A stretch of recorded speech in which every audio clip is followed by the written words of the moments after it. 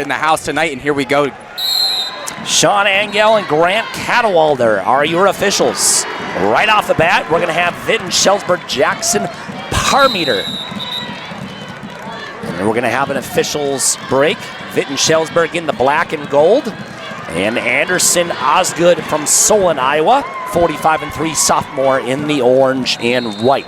Getting the momentum going. What's going on through a wrestler's head when they start?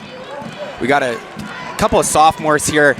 First time in the state finals for both of these guys, and honestly, you're getting the night started off. Emotions are kind of running a little high probably. You really want to get the tone set here in this first period, whether it's getting to your offense, settling in your hand fight, getting to your shots, feeling this guy out. That's what's most important here in a big match like this. It's just any other tournament. I mean, you can definitely talk about that, but it is the state finals. It is the biggest stage of the state, and you have that break between semis. You have a full day.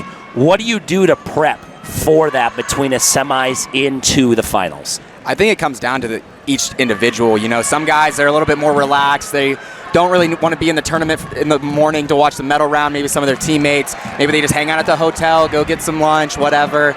Other guys, I said, depending on the demeanor of each guy. Some guys, they like to be here pumping up their teammates, and I've had experience with that with teammates of my own in the past. Some guys, they would like to be here watching the wrestling. Other times, they just wanted to hang out in the hotel and chill, watch TV, and to each their own. Looks like we're just getting the clock settled here. Just ran 10 seconds off. And there are 1A and 3A finals on our other mats going on, but it looks like we've got things squared away. Ready to go here, 10 seconds into our Class 2A final. Jackson Parmeter and Anderson Osgood. Osgood in the orange, pushes Parmeter off as they scurry right back in the middle of the mat. Parmeter, kind of a higher stance, higher level to Osgood, as Osgood still trying to get in on his offense. Both wrestlers colliding head to head, both lowering their levels with a couple fakes, and there Osgood gets in lower, and this time he'll get in with that single leg. Great block there from Parmeter as Osgood tried to hook the leg from underneath. But with that tall, lanky build of Parmeter, it's going to be very difficult for Osgood to get around for three here. Yeah, nice job by Parmeter there to lock him down with that crotch lock. You could see Osgood kind of measuring Parmeter when he's coming in for that collar tie. Parmeter, an adjustment you can make here, lower your level, keep your hands down when you're coming in to try to initiate these ties. So you see Osgood keeps lunging in, kind of dropping to that knees, timing that left foot of Parmeter, trying to catch that low shot. Minute gone by here in the first. No score between Osgood and Parmeter. Both sophomores, as Mason iterated in the beginning of our broadcast. And Parmeter off the re-attack with underhook off on the right side. He'll put double unders. And a quad pod position from Osgood. Parmeter will get him back down to his knees from the front head position with 30 seconds to go here in the first. Parmeter's got his elbow taken from underneath, but great job. Osgood uses that elbow, turns it into a 2-on-1. As we get back up to our feet, and now Parmeter cuts the corner off to the right. He has that single leg shelved up on the knee. No points yet. With 10 seconds to go here in the first. Parmeter is going to try to step over the hips. He'll hook in the leg, and he'll get 3 points as time expires in the first. And just like that, it is going to be Mr. Jackson Parmeter. As time expires in the first, wrestles the full 2 minutes and takes the lead.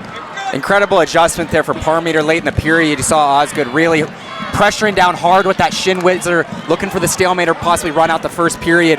Parmeter kept jumping that far leg over, and Osgood wasn't able to block that leg from coming in. Incredible adjustment and a huge takedown late in the period, getting that full 3-point lead, take it to the second period. Osgood defers his choice at the third period. Parmeter will pick down. It's very important to capitalize on those takedowns, those points, and anytime. And good job there from Parmeter, keeping his hips on top of Osgood. Osgood will only give up one, not two. But Parmeter keeps his hips straight, keeps his hips up, and gets away for a 1-point escape. 4-0. Yeah, that underhook came in big there for Osgood to avoid giving up the reversal. But we're getting in a similar situation here, going hip to hip here is Parmeter trying to get back to that single leg. The underhook on from the right side from Parmeter. As we're edging towards the end of the mat here with 1:15 left in the seconds. Both wrestlers squared up on the side of the mat. And now this is a big situation here for Osgood. You got a minute left in the second period. You want to get yourself on the board here with Choice coming in the third. I'll be interested to see if Parmeter continues to pursue that right-hand collar tie that we saw him kind of step into in that first period. Couple re-attacks from both wrestlers here as Osgood off the re-attack on from the right side, trying to get his offense going, but both tall, lanky wrestlers for 106 pounds, and Parmeter's been doing a great job of holding on to that underhook on from the right side and making it difficult for Osgood to get any offense going. Parmeter gets in on a shot, 30 seconds to go here in the second. See Osgood trying to work out of this left-hand hook. But Parmeter doing a nice job just keeping him at bay, using that length and leverage, being able to pull him down in a front headlock. Both wrestlers reacting well. Chain wrestling here with the re-attacks. A 4-0 lead here for Parmeter. The takedown in the first period and the 1-point escape in the second is the only scoring we have so far. And we'll go to the third and final period. Osgood will have his choice. And Osgood will pick down. I don't always understand that every time when someone's been rolled that long and he picks down, but it's a point waiting for you if you're able to get a fresh start.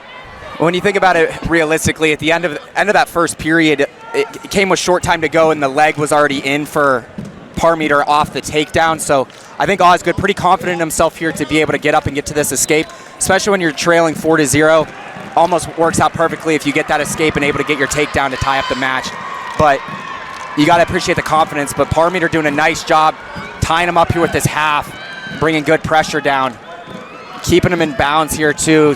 Very wise of Parmeter, not letting him get this restart. He does a nice job circling him back in. Just going to milk time off the clock here for Parmeter, and he's in good shape now, riding hard. A 4-0 lead for Parmeter as Osgood's choice of picking down hasn't paid off yet, but with that 3-point takedown, as Mason talked about, a 1-point escape and a takedown puts him right back into this match. But it's not the state finals for nothing, and Parmeter has just been a leech on top this whole tournament. And right now he's showing that he definitely can ride himself to gold. With another fresh start for Osgood, we'll see if he reacts off the whistle. Yeah, if you're Osgood here, you want to get a good start, try to get to your feet, but once again, nice job. Kind of sagging with that chop is Parmeter, and he slides in a bar in half. Let's see if he looks to work with this. 50 seconds to go here in the third. With that bar, he'll work that half on from the right side. Pretty much a ride right now. Trying to work off to the side. Hooks in the leg. With 30 seconds to go, the referee talking to Parmeter and to Osgood. Both got to start moving here, and now that 2-on-1 from the top position from Parmeter takes a look at the clock. With 18 seconds to go, solid ride here from Vinton Schellsberg's Jackson Parmeter, the 37-2 sophomore. 10 seconds away from being crowned the first state champion of 2026 in Class 2A. A takedown and escape is all he needed. Jackson Parmeter is your 2026 Class 2A 106-pound champion. 4-0 winner over Anderson Osgood. We'll take a break and be back here for 113.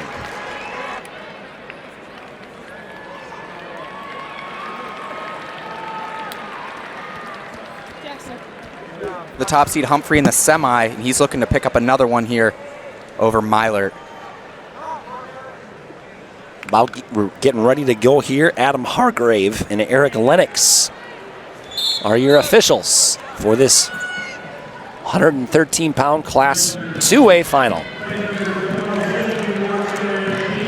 Union LaPorte City is going to be in the black and red with the white back.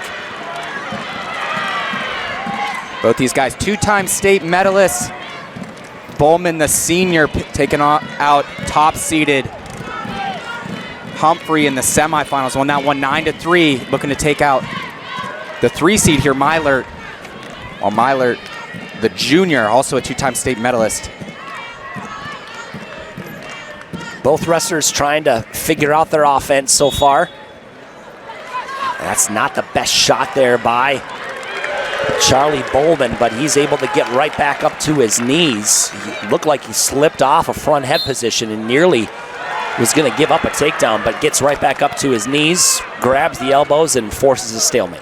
Yeah, great recovery there by Bowman. As you said, it looked like Mylert was going to be able to go for that go behind, but he was able to recover, tie up those elbows. You see a lot of guys over the weekend and in high school, this is something guys struggle with out of that front headlock position. They get their elbows tied up. You got to be able to clear those hands and circle backside. As you see here now, it's Bowman going drag into the single leg. Right now, you look at this scramble right in the middle of the mat with around 40 seconds to go. Trapping that bottom leg is Charlie Bowman. Bowman sits out. College, this obviously would be danger, but Bowman fights out, comes out the back door with a 3-point takedown, and will take the first lead of the match with 20 seconds to go in the first. Quite commitment on that takedown there. You see the adjustment there that Bowman was able to make. He was able to catch that wrist of Mylert in between the legs. He still has it in there, and that was able to break the crotch lock. He was able to get a little bit of separation. Makes for an easier finish too when you have a guy's wrist tied up. He's not able to thumb block in the throat or pull you down into a shin whizzer. So great work there by Charlie Bowman. Gets the ride out as well and takes a 3-0 lead to the second. It will be Mylert's choice. He'll defer to the third period, and Bowman will pick down. So we'll see Bowman from the down position for the first time in this match. It'll be interesting to see how he does, as we saw at our 106-pound final between Parmiter and Osgood. Osgood picking down in the third and was rode out. So it'll be interesting to see on how each wrestler it is from the top position, even if they pick down and get rode out. But in this case right now, a 1-point escape for Mylert. Excuse me, 1-point escape for Bowman. Increases his lead 4-0. You saw that heavy chop off the whistle by Mylert. You looked like he was going to be able to start putting a ride on. Bowman did a really nice job sealing off, taking his time, working up, didn't let that hand come back inside of Mylert. Mylert was forced to just push him away. Pushing and pulling here with 1:15 left here in the seconds. Slide-by attempt on the right side there from Mylert. And we'll reset right back in the middle of the mats. Collar tie on from the right side from Mylert. Bowman still putting some pressure here on Mylert.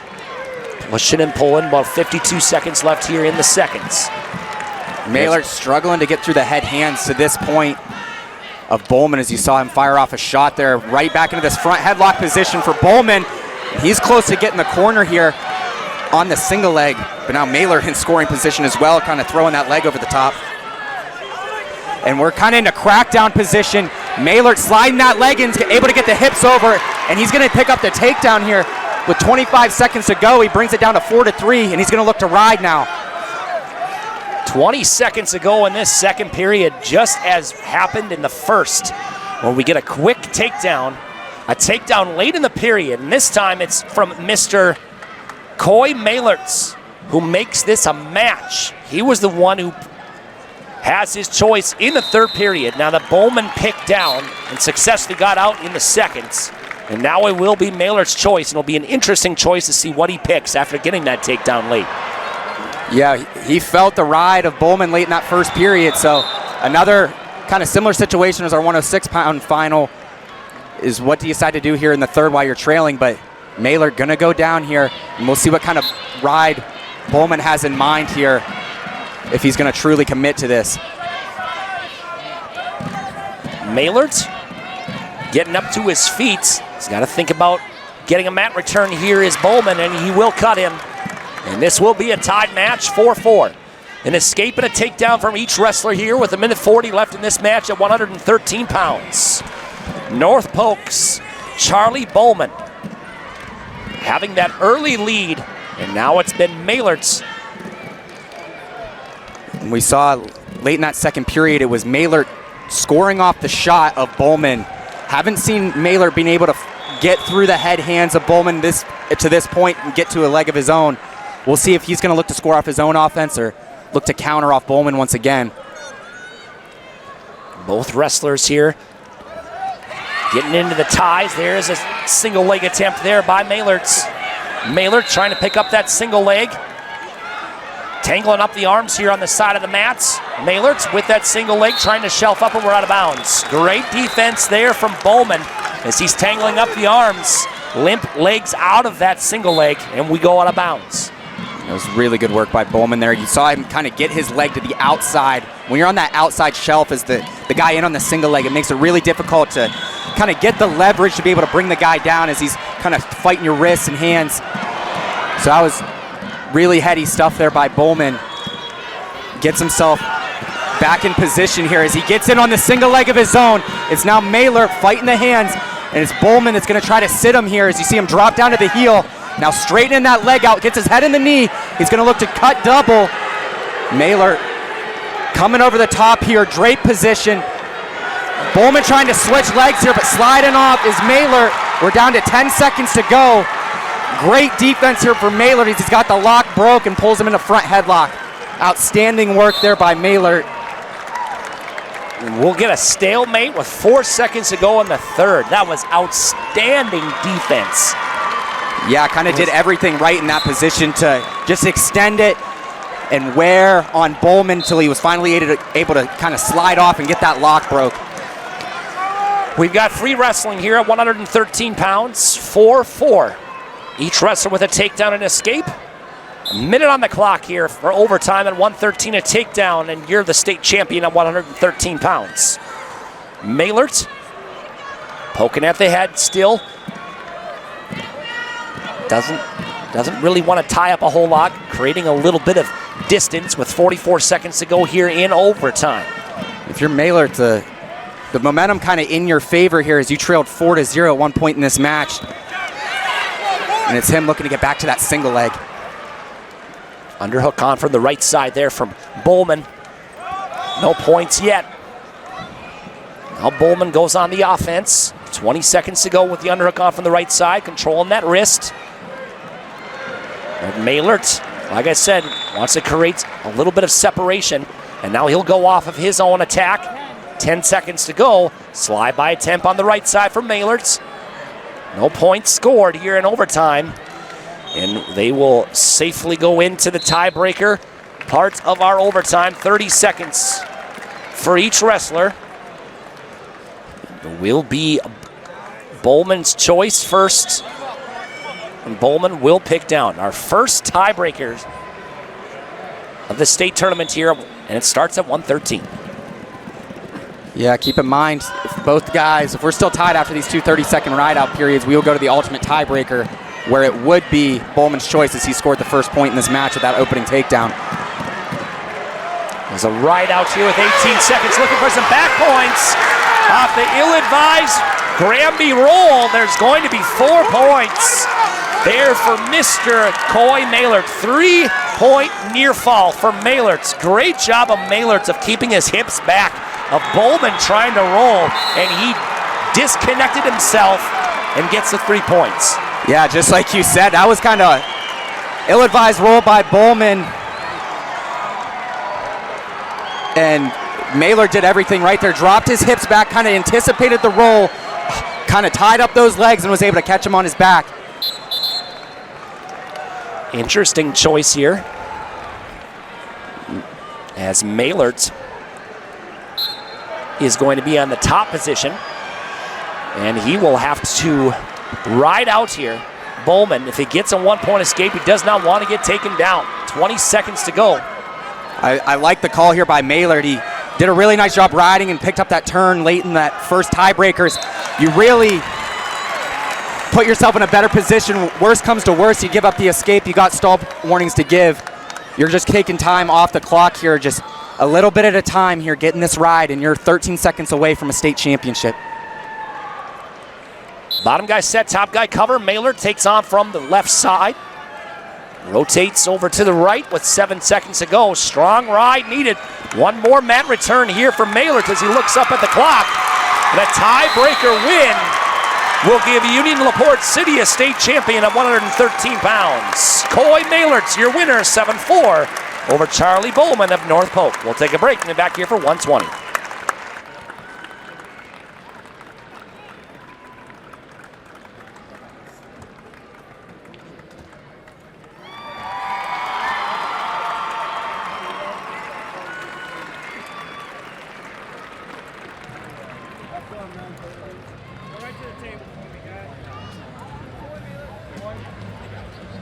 Finals lost to Oriar Quarter in his semifinal to get here.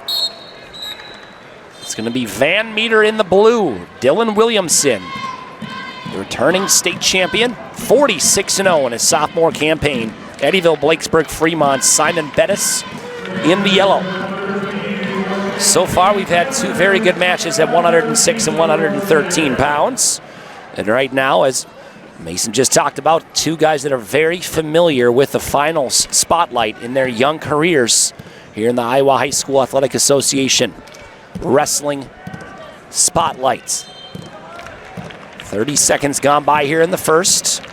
Williamson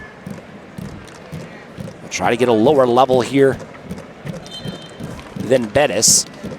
And Bettis has that collar tie on from the right side. Trying to control fingers on from the opposite on the left side. No action so far and halfway through our first period. Yeah, both these guys seem like they're kind of settling in for a very calculated match. You're not wanting to take a risk, but it's actually Bettis that gets it on the single leg. As I say that, it's got Williamson sat to a hip. Williamson going drape, near leg, looking to go ankle pass. And Bettis, if you're Bettis here, you want to get that leg straight, try to get height. But Williamson doing a nice job. Close to getting it turned. Knee kind of getting in a bad spot here for Bettis. Officials got to be on top of that. And we're going to get stalemated. Good attack there by Bettis and nice defense for Williamson. 35 seconds to go here in the first period. Both wrestlers on 4-point stance in the middle of the mats. We'll look and see if Williamson will be able to get his offense going since Bettis is the first attacker here early in the first. With 18 seconds to go in the first period. It'll be interesting to see what adjustments are made in the second compared to how this first period, even though there has been no score, you definitely saw a little tell from Bettis where he likes to react a little bit off the counterattacks, likes to react a little bit off that collar tie, but no score in the first. Things are always a little bit different. The game plan never goes exactly the way you're going to think. Things always are a little bit different when you get your hands on a guy and you kind of feel the strength or the speed, and I think that's what we're kind of going through right now.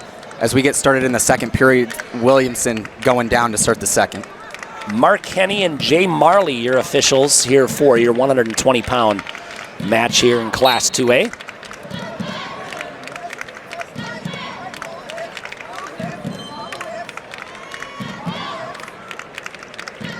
Williamson staying really compact underneath. He wants to get to that short sit and peel hands. Heavy hips here from Williamson as he tries to get up here from the bottom. And it's still a heavy ride. As I said when I was growing up, ride them like a shirt. I mean, I'm sure there's many types of terminologies you've had of riding.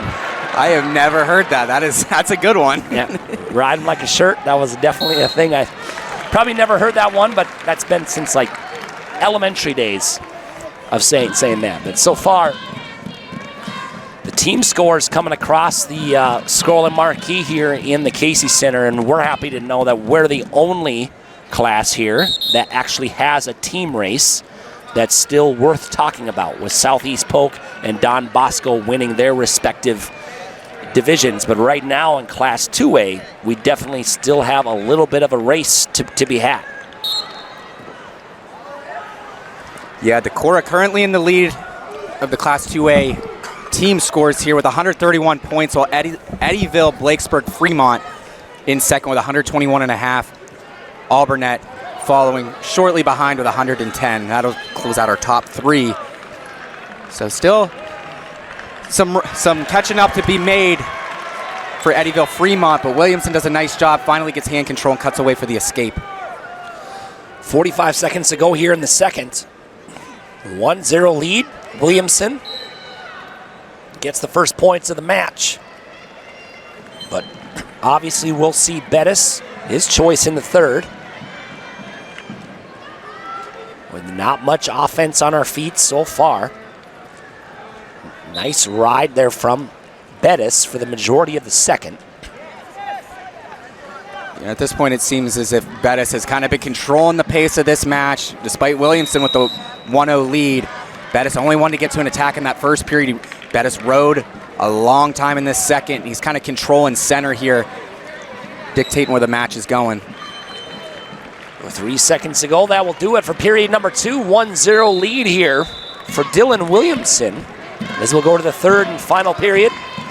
Bettis will have his choice and he'll pick down.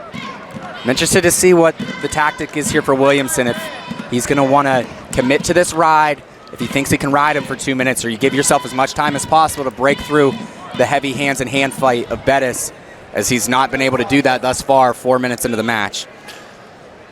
So we'll put the cat out of the bag here. Mason, you wrestled for Penn State during your college career, and if you know wrestling, you know the head coach of Penn State, Cale Sanderson.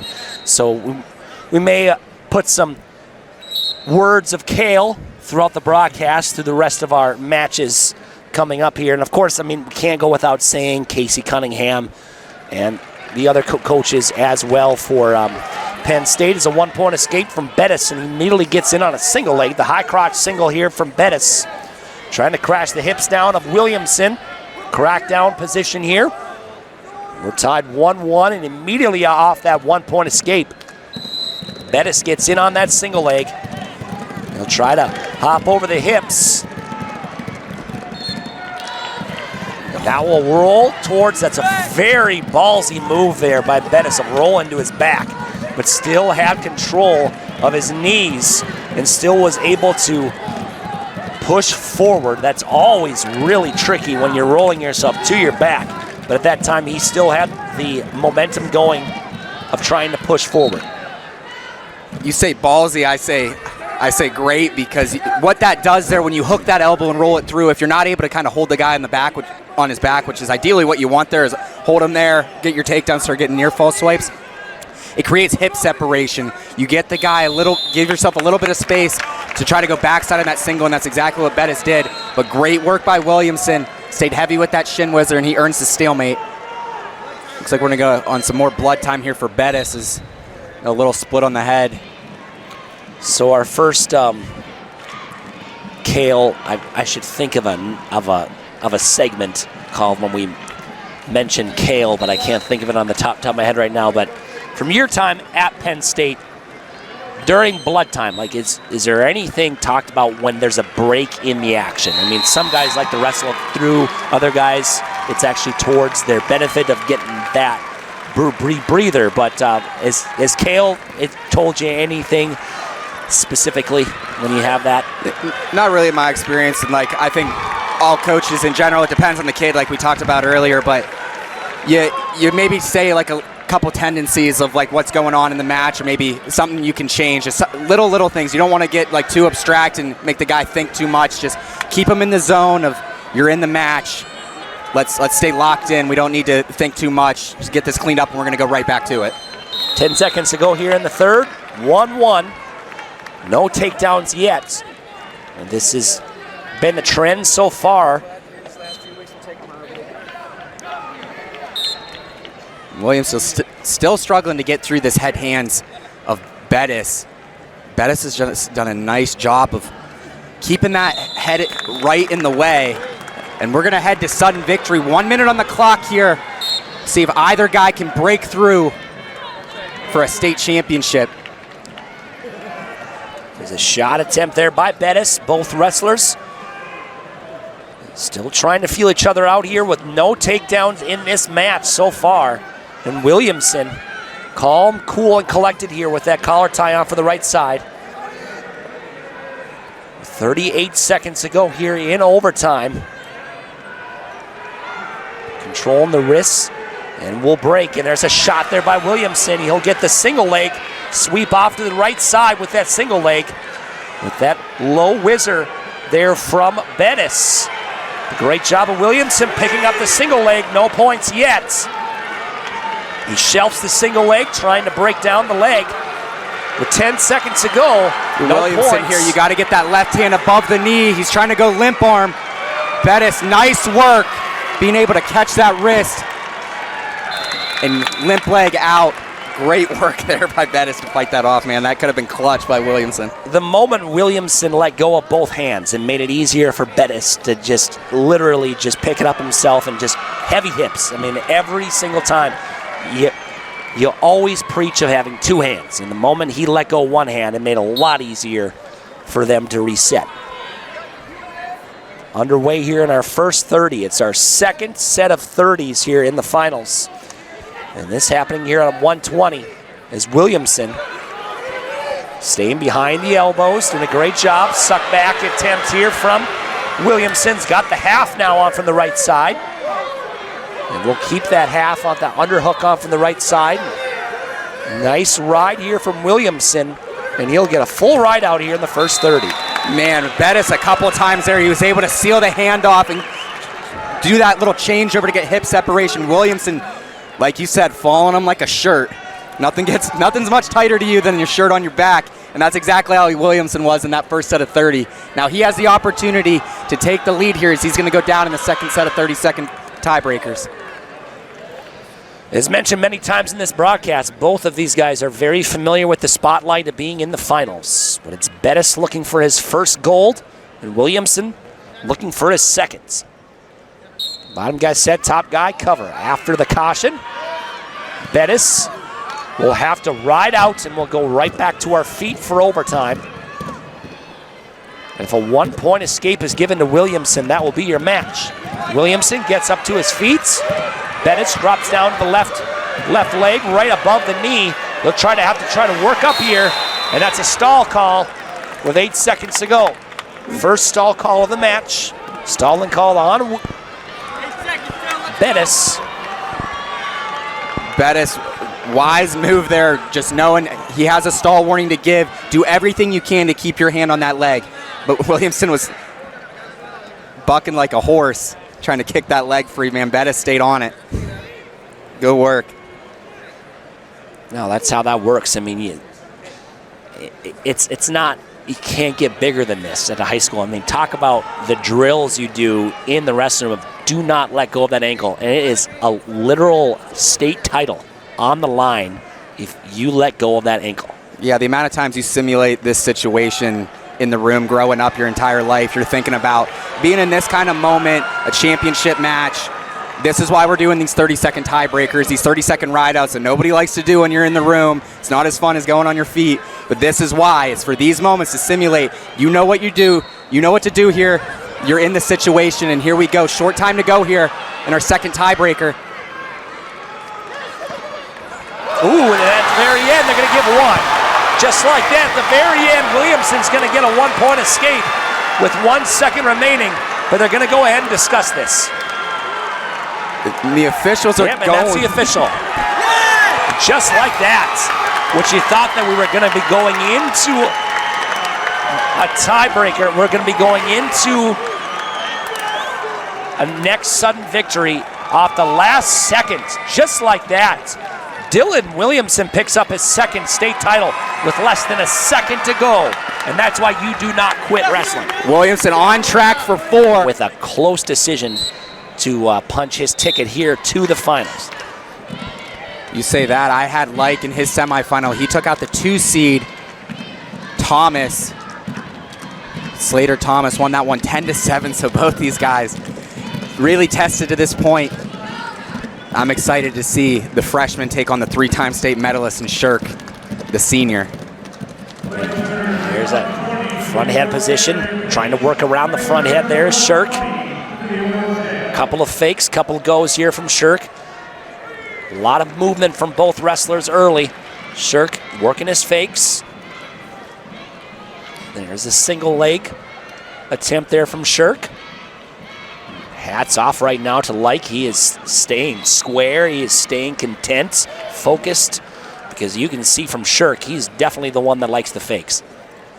Yeah, you can kind of tell the style clash here. Like, very solid in his positioning, likes to catch guys coming in, as you see right here.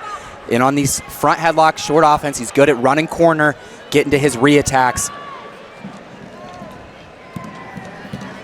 In that front head position, there's Kelly attempt there from the right side from Shirk off that front head position.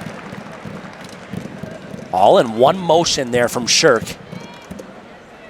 But Like doing a great job of staying on top and not letting his hips get out from underneath him off that Kelly attempt. And 28 seconds to go here in the first. Is a shot by Like.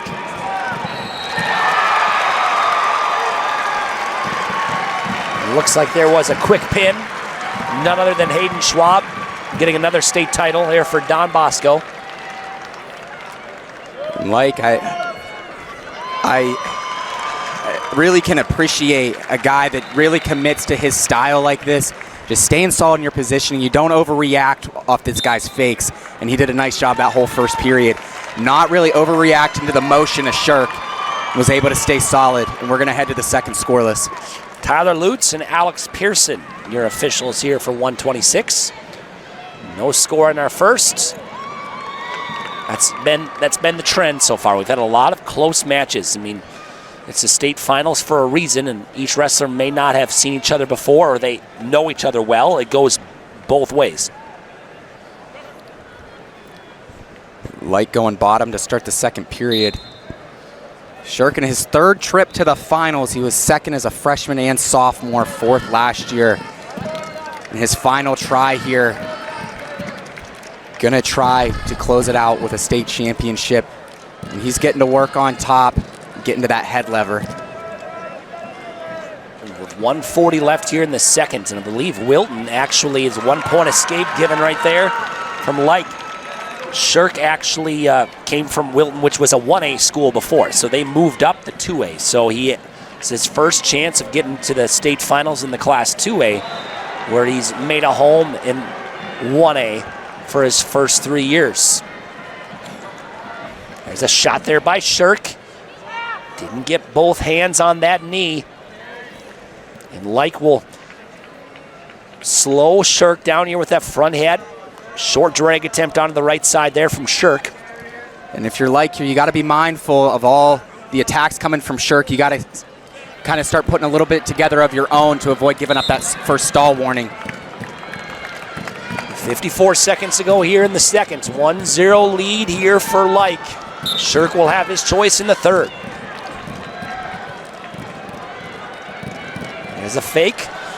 And there's a nice single leg switching to a double, and that's a textbook single leg, low single, switch to a double, and he penetrated forward the whole time on that and did not allow Like to get in any front head or any type of scramble. You see a lot of guys when they go to that low single, their head will slip from the knee and go in between the legs, and that's when guys can go drape position, far ankle, leg pass. He did a nice job just keeping that head forward, his back straight, shoulders flexed, and penetrating, using that head to cut off to the double. Really gave Like no opportunity for defense there, and he's looking for the ride out here to take us to the third period where he will have choice. And after two, a low single to a double for Mason Shirk in the seconds.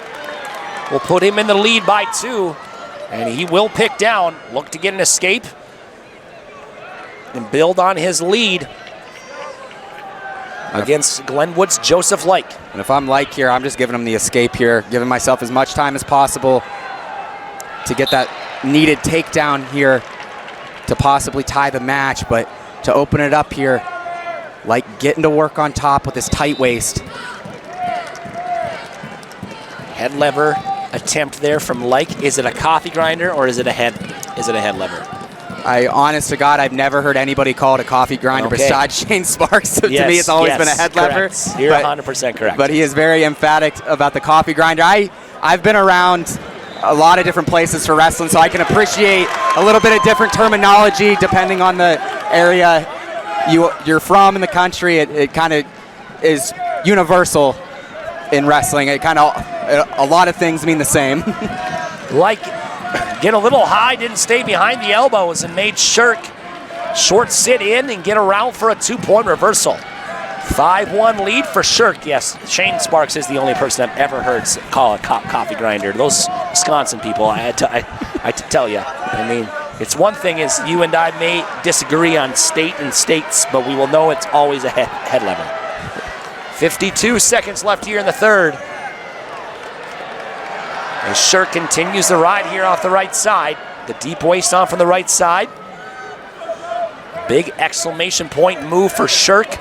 Moving from the bottom, getting the 2-point reversal. And now it's low time here for Like. He needs to get out for a 1-point escape and a takedown to tie this up.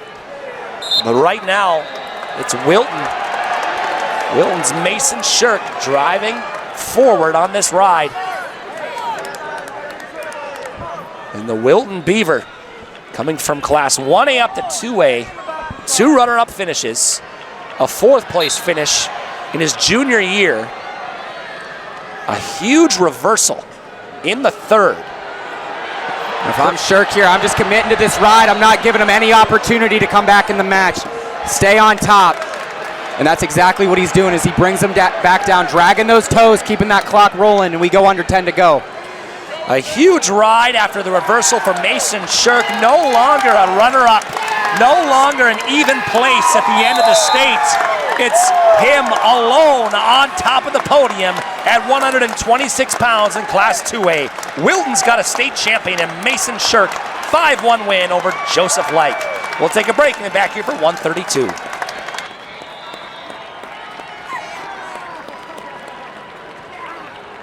Against Easton Enyart, the reigning runner-up in junior, 35-4.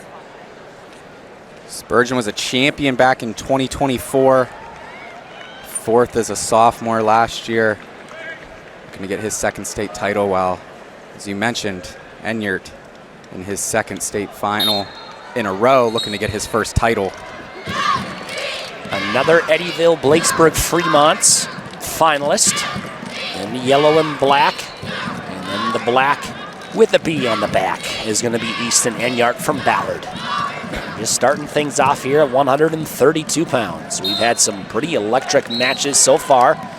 It's the state tournaments. That's what you expect. It's the state finals here in Iowa. A couple matches already going the full distance and then some.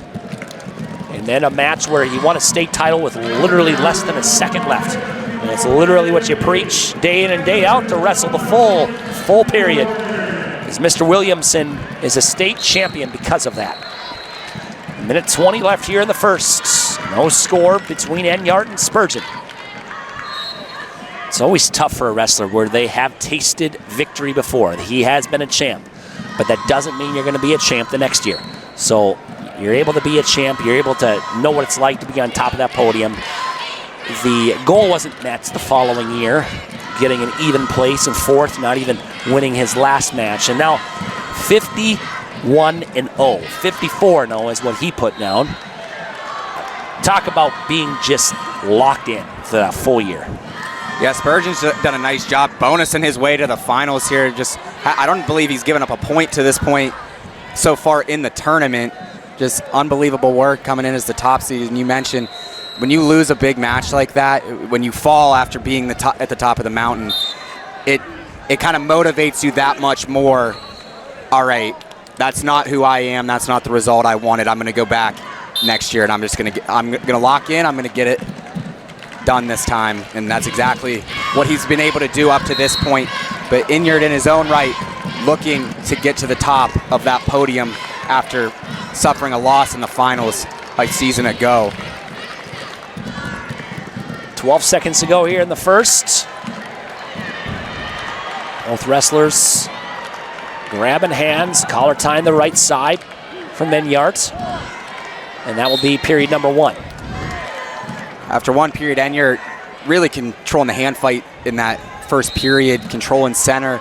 It doesn't get you any points, but what it does do is help you dictate the pace. You have the feel of how this guy's reacting to your collar tie, to your fakes. and can really set you up good later on in the match. Bottom guy set. Top guy on. Enyart will take on from the right side. Crash that elbow down from the right side and put pressure forward on Spurgeon. Spurgeon getting up to his feet, will peel and get a 1-point escape. 12 seconds into the seconds. Spurgeon successfully chooses down and gets away for a 1-point escape. Our first points are a 132-pound 2A final.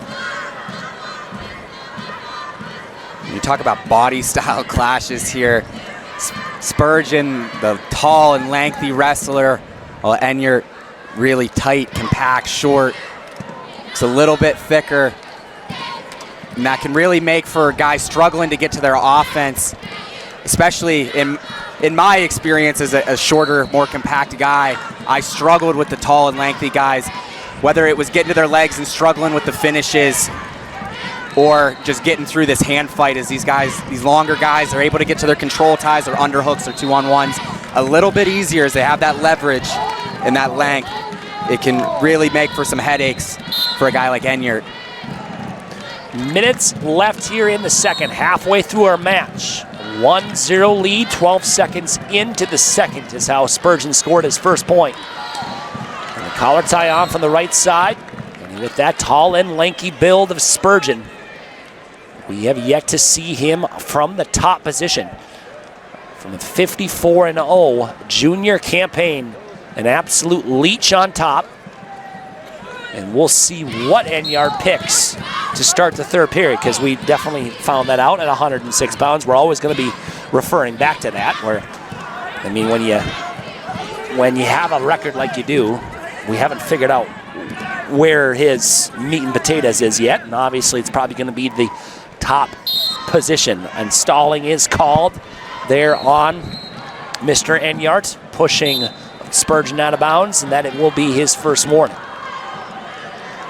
6 seconds to go here in the seconds. It'll be interesting to see what Enyart will pick. And Enyart's going to go straight over to his coach, and he's going to pick down. So we're going to see Spurgeon here from the top. If you're Enyart here, like you said, a lengthy guy like this, they have a little bit of an advantage in the top position. Just they can get out of position a little bit more, even to pursue a turn or slide a leg in. If you're Enyart, you want to seal off, get to your feet quick. Don't let a leg slide in. Don't let him get a wrist. Stay compact. Keep moving, and he did a really nice job there. That knee slide up, kept his elbow sealed, was able to control the hand and face, and he ties the match at 1, 15 seconds into the third.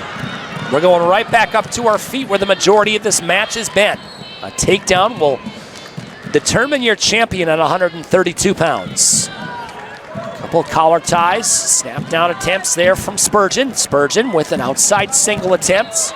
Didn't get both hands on that single.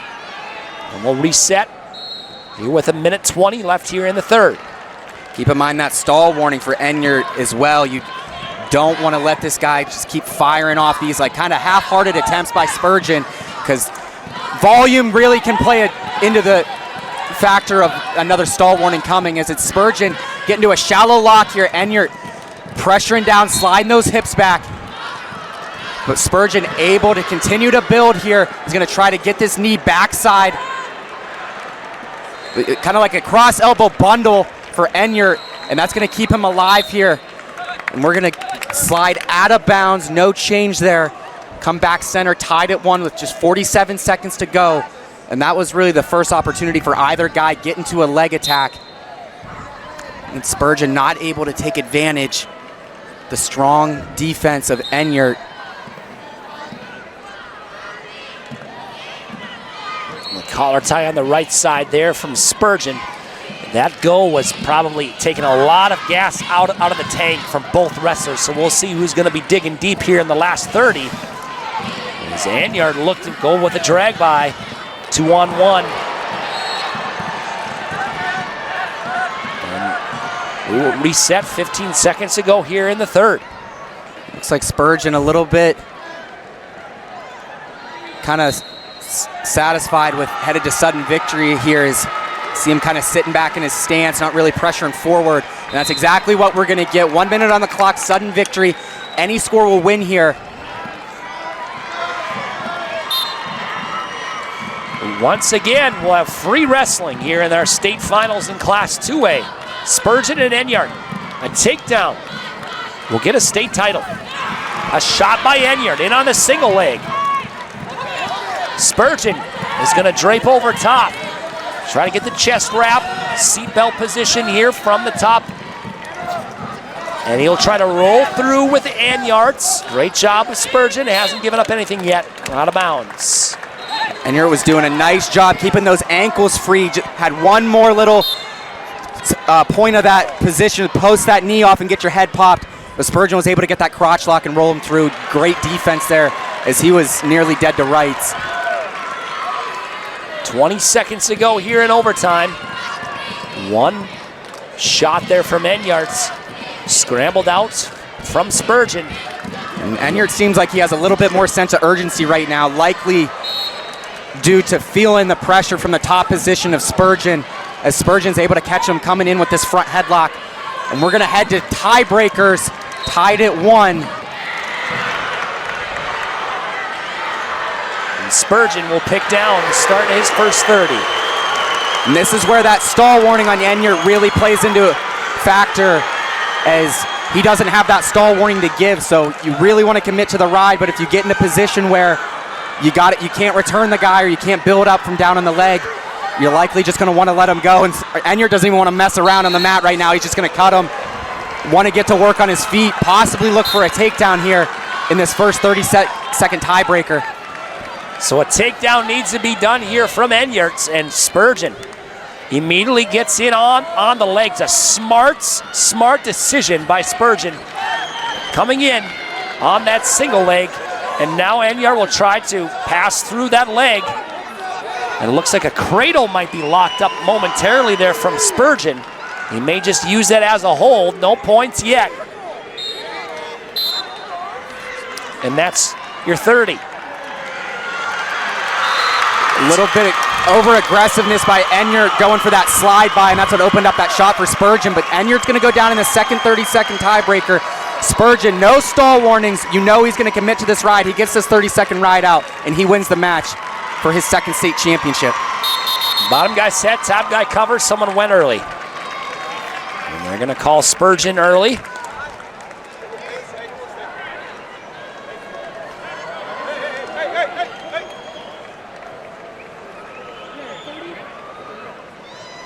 Going to reset the clock. There we go.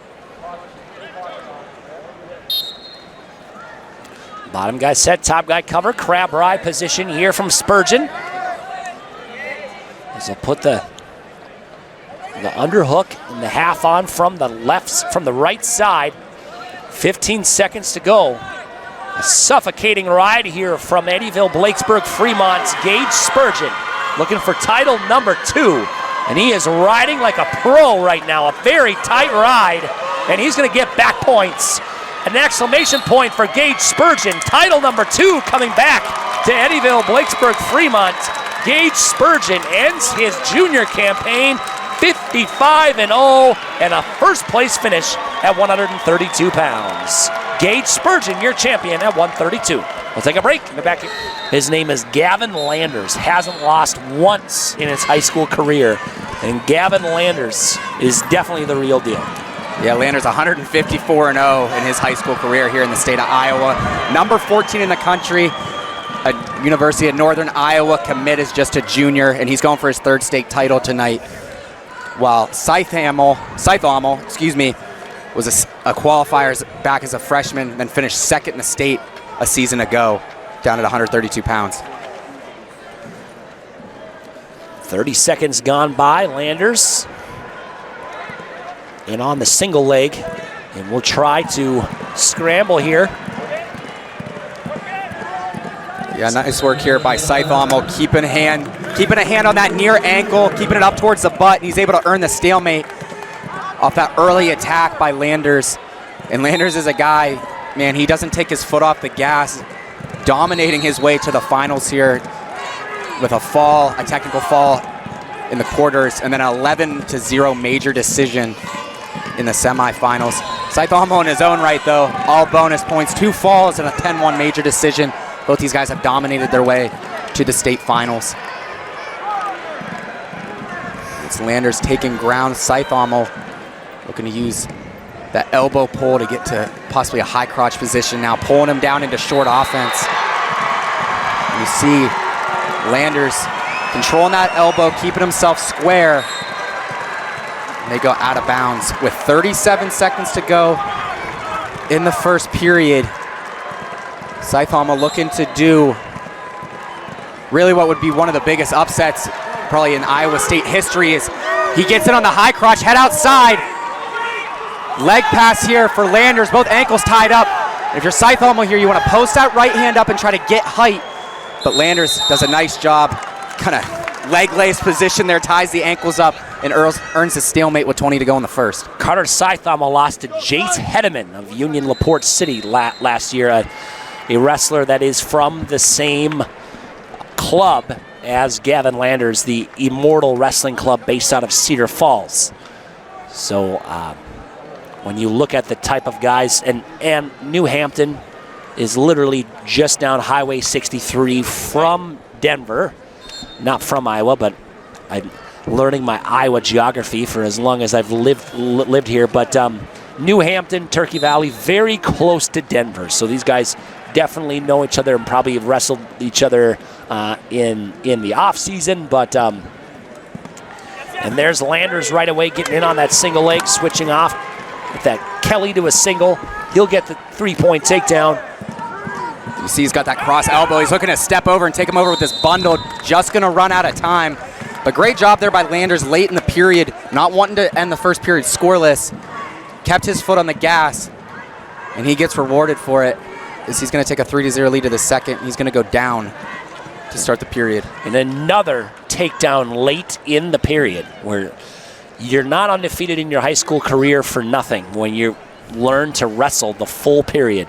And right now, with Mr. Gavin Landers with that takedown, it goes back with saying, like, some wrestlers like that break, some wrestlers like that little bit of a breather because you get a fresh start. And it was literally right off the whistle that he went with that Kelly. Pull the arm down, far single, and just literally dump the hips right down to the ground of Seithamel. And it was just textbook wrestling. And when you're undefeated, you know what textbook wrestling is.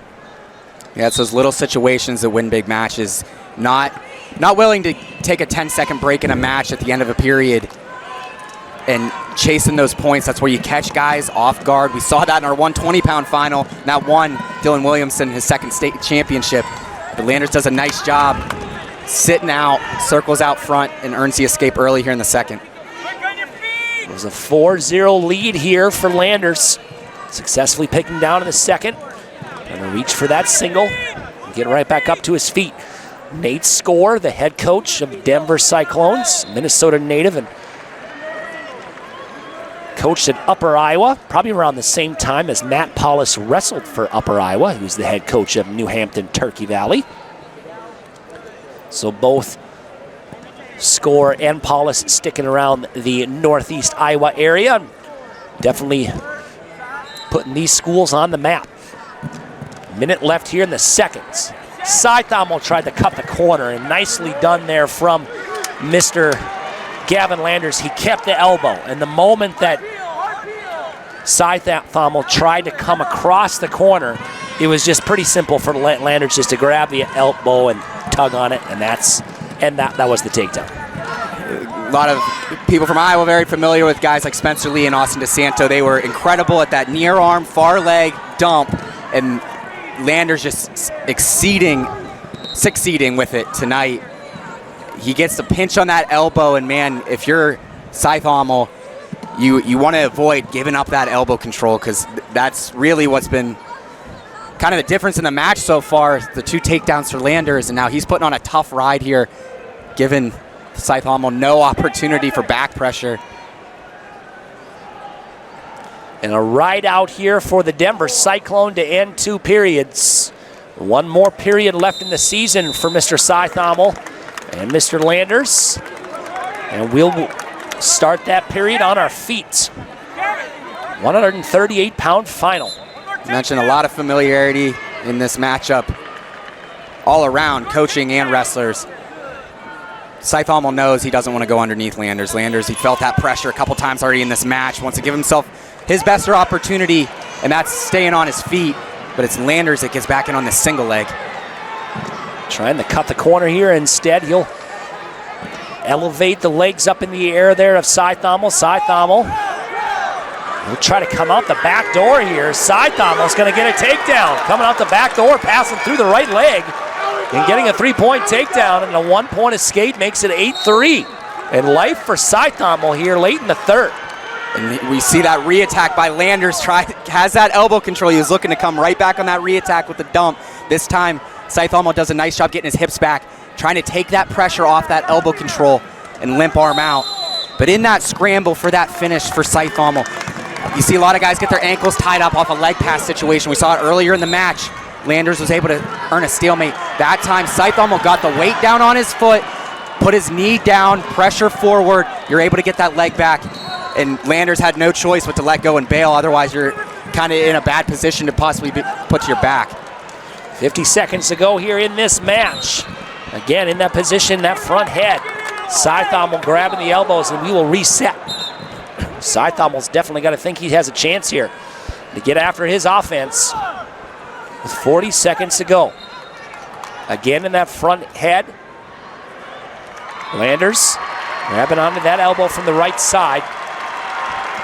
Scythe-Thommel is trying to cement Mixer. He tried it hard, tried it 100 miles per hour. Instead, he'll try to come around the right side and get 3. And Scythe-Thommel really close to getting that takedown as he threw that far side boot in. He could, if he called it, I wouldn't have hated it. The official going to have a word with Scythe-Thommel's corner. They were definitely fighting for that takedown, but great mat awareness there by Landers to hit that roll, knowing how close he was to the edge. 15 seconds to go. Landers goes underneath with the double attempt here, and now Scythe-Thommel's going to look to hop over the hips again. 5 seconds to go. 8-3 lead for Gavin Landers, and an exclamation point takedown to make an 11-3 major decision win. And Mr. Gavin Landers, 58-61-0. 58. 155 in his career now. No losses, his third state title, and he will be back next year looking for his 4th. Absolutely ridiculous that this guy is not graduating yet. 155. Davis, Eddyville, Blakesburg, Fremont's third finalist. 3 of 3, the last finalist for Eddyville, Blakesburg, Fremont Rockets, as he'll be going against Owen Henriksen from Alburnetts. 51-3 sophomore campaign for Owen Henriksen, and the 40-0 Landon Davis of Eddyville, Blakesburg, Fremont. The lower weights in Eddyville, Blakesburg, Fremont. No wonder they're so good. I mean, there's so many of them that you're able to work with in the room, as you see Landon Davis coming around for a 3-point takedown. But I think there's no better time than for me to toot your own horn here of being a lighter weight for Penn State. You had some pretty good partners in the room when you were at Penn State. Yeah, I had the opportunity, and I can't be more grateful to train with guys like Nick Lee and Robin Bravo Young, Jared Cortez, Zane Rutherford, Cody Sanderson, Jordan Conaway, Nico Megaludis for a while. It was just an unbelievable room, and I can't be more grateful for my time there. But Landon Davis staying on it like a dog. His second takedown, he's up 6-1, and we get these sheets, the finalist questionnaire given to us that each of the finalists had to fill out after making the finals. And Landon Davis on his, it has your career state tournament placings, and he was 3rd as a sophomore, 2nd as a junior last season, and this year for 2025-2026, he put his state tournament place down as having it not already happened yet as 1st place. So the confidence in this kid is through the roof, and he's wrestling like it right now. A 1-point escape on the edge of the map makes it 6-2. 2 quick takedowns for the Rockets. 38 seconds to go here in the first. As you mentioned, there's another shot attempt there by Davis. As you mentioned, of how decorated, of how many wrestlers that highly touted decorated wrestlers that you had the chance to get better with every single day. It's like that in Eddyville, Blakesburg, Fremont. 3 finalists, all of them lighter than 144, and I'm sure all 3 has another takedown there from Landon Davis, his 3rd takedown in the first period, and he will go up 9-2 at the end of the first period. He will ride out with a 9-2 lead, but you have that type of group of people, they're going to make you better every single day. You hear the cliche thrown around probably way too much in wrestling, iron sharpens iron, but it is true in that context that when you have a room full of killers, all these guys that are wanting to win state titles and like that's their goal, you're only making each other better, you're raising each other's level. That competition every day, it can take you to new levels, and each guy, you just help each other build, and you kind of build that camaraderie around the competition. That's when you see a lot of success for teams, when you're able to build that depth where guys are just helping each other grow. Potentially dangerous call, and we're back up on our feet, 9-2.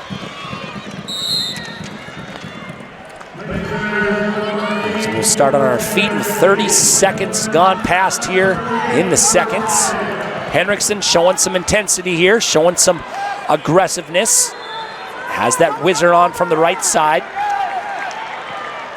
As Davis trying to shelf the leg up from the right side. Has that whizzer, and he'll limp arm out of that whizzer and right bounds.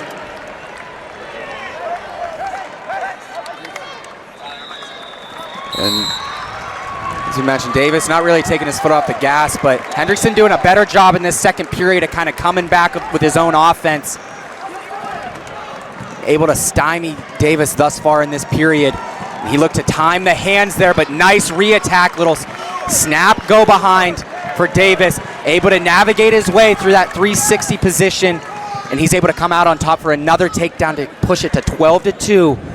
Working on this outside figure 4 now, trying to turn those hips. The trap leg Turk is what we like to call it up north. Traps the leg.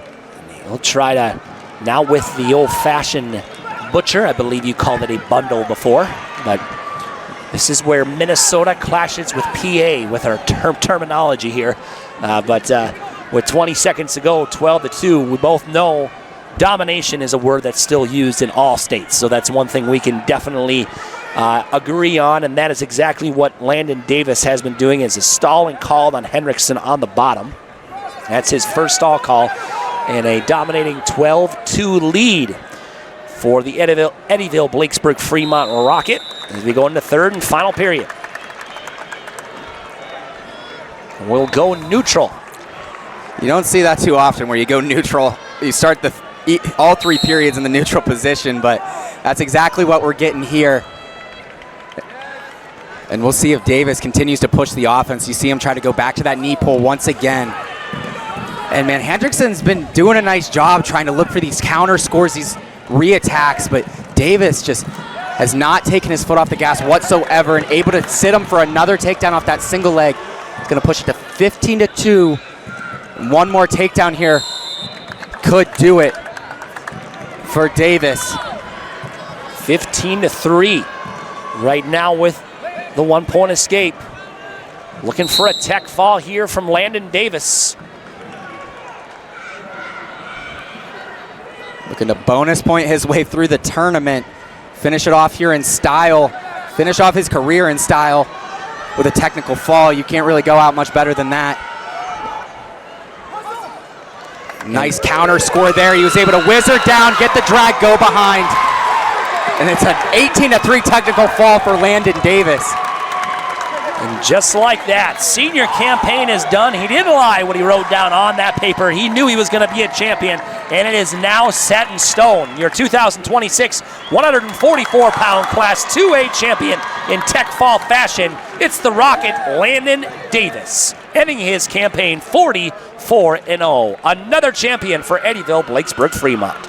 We'll take a break in Des Moines, Iowa. Blake Fox looking to be number 33, the 33rd four-time state champion in the state of Iowa. Ben Walsh from Sergeant Bluff Luton is in his way. And he has taken down everybody in his way this year except one. Ben Walsh, 52-1, senior campaign. Blake Fox, senior, no better match, Mason, to lead things off in our second half of the state championships. Yeah, the opportunity to see just the 33rd ever four-timer here in the state of Iowa would be pretty awesome experience. But like you said, Ben Walsh looking to spoil the party here for Blake Fox. Two very different tournaments for both these guys thus far. Fox dominating a fall 15-2 major and 18-4 major in the semis, while it's all decisions for Walsh. Had to squeak it out in tiebreakers in the semifinals, but Fox in position to score right now. Back hook on the leg for Walsh. No score awarded yet as Walsh still hanging on, back hooked on that leg. Hasn't been able to pass behind yet, has Fox, but able to slide the boot in now, and he gets the takedown. So the Green Devil from Osage strikes first. Osage, it's about an hour north of Cedar Falls on the Highway 9 in the northeast pocket of Iowa. Sergeant Bluff Luton, nowhere near that. Over by the Sioux City area in Woodbury County, clear across on the Nebraska border.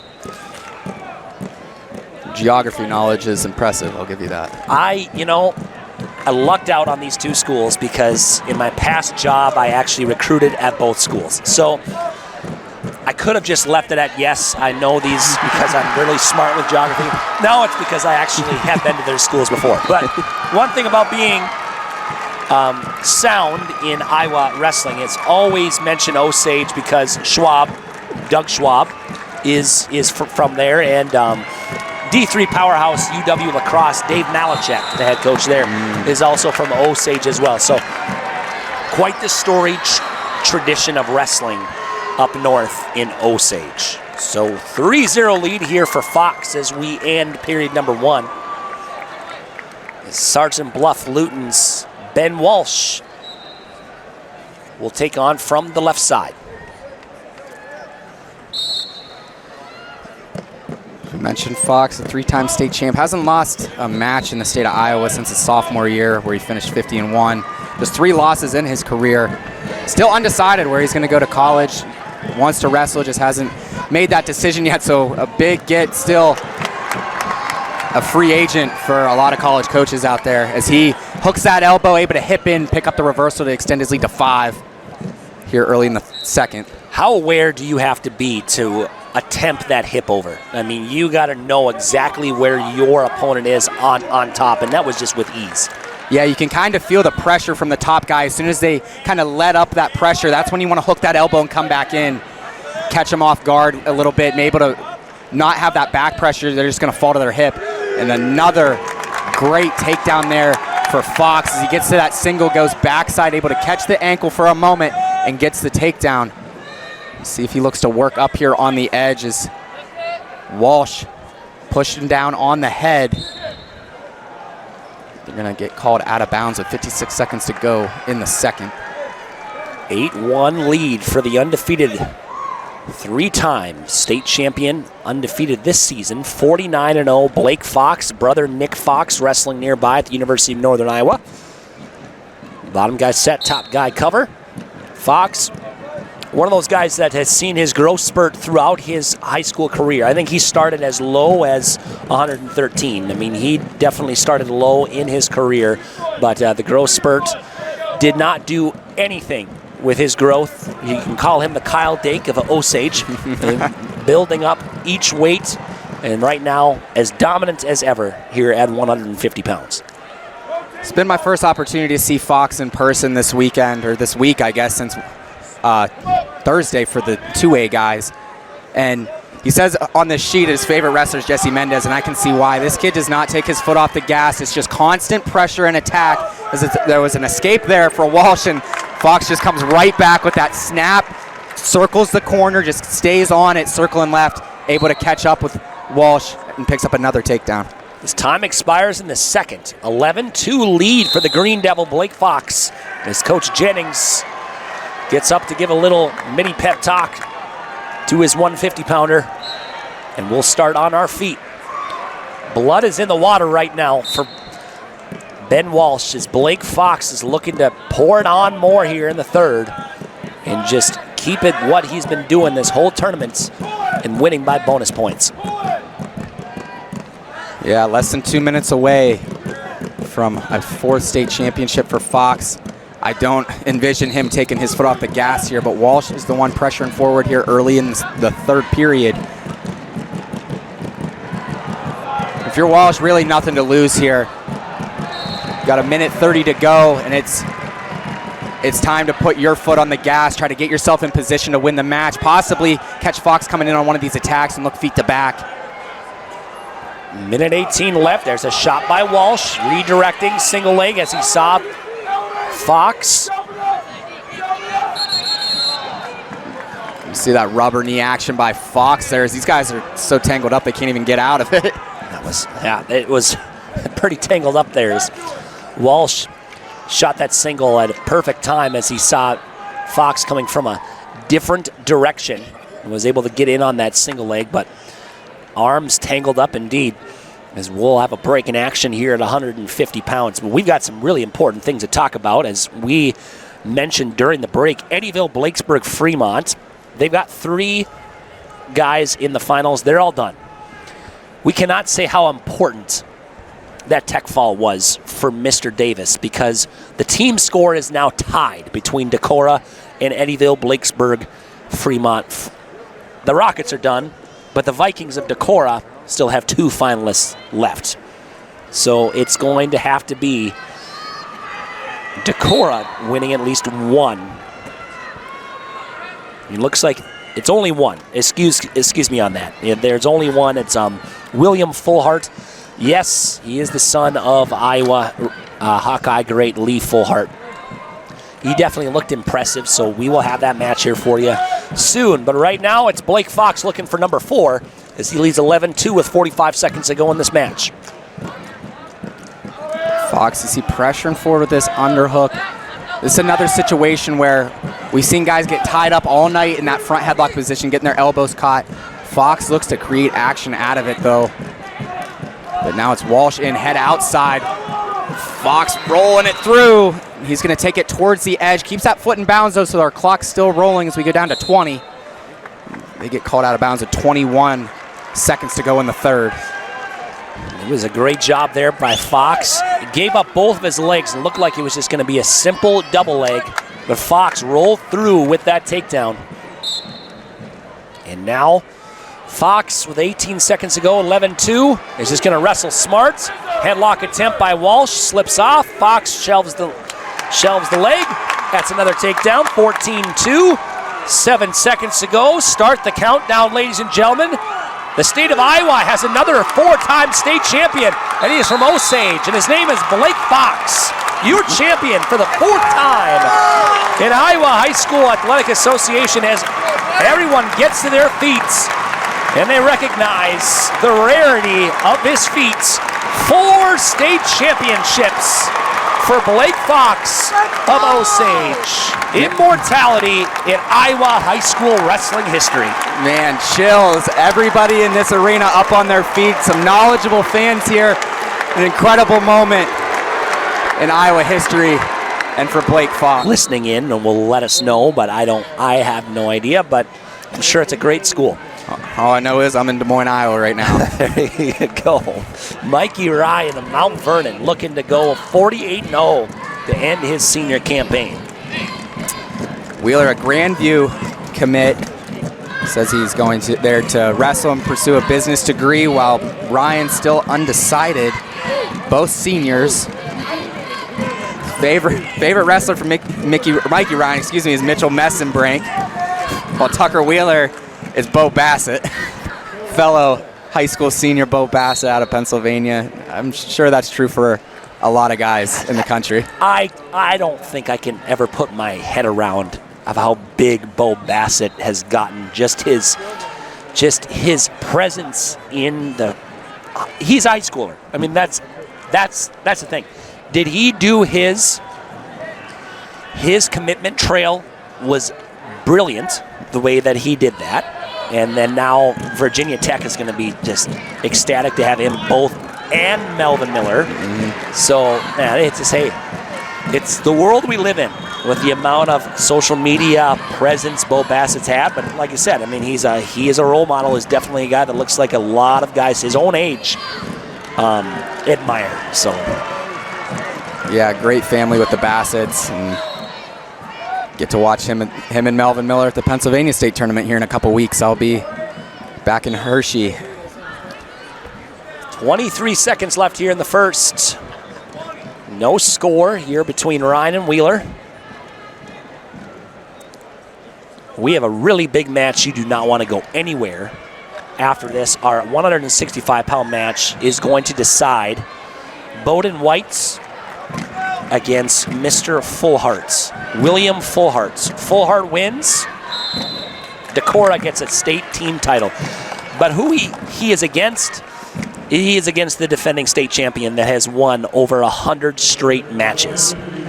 So it's going to be a very interesting 165-pound final. You do not want to go anywhere for that one. But right now we're at 157 pounds. Mikey Ryan and Tucker Wheeler, no score in the first. Ryan going underneath to start the second period. Wheeler, I had him in the semifinal, really impressed me with his pace. He just really took it out of his opponent in Weber. Won that one 16-7, man. This kid doesn't stop with his hands, constantly pressures forward. Thus far, Ryan's been able to hold him off, though, as Wheeler takes him out of bounds just 13 seconds into the second. Your head official, national champion from Wartburg, Kyle Fank. The bottom guy set, top guy cover. I thought he looked familiar. Yes, heck of a nice guy. Nice work there by Ryan, able to get hip separation for the escape, and he takes the 1-0 lead 30 seconds into the second period. We've seen either guy break through the head hands thus far, and more of a deliberate hand fight going on between both. And calculated thus far for both guys. Couple fakes from each wrestler here. Minute left here in the seconds. A 1-0 lead for Ryan as Wheeler will have his choice in the third.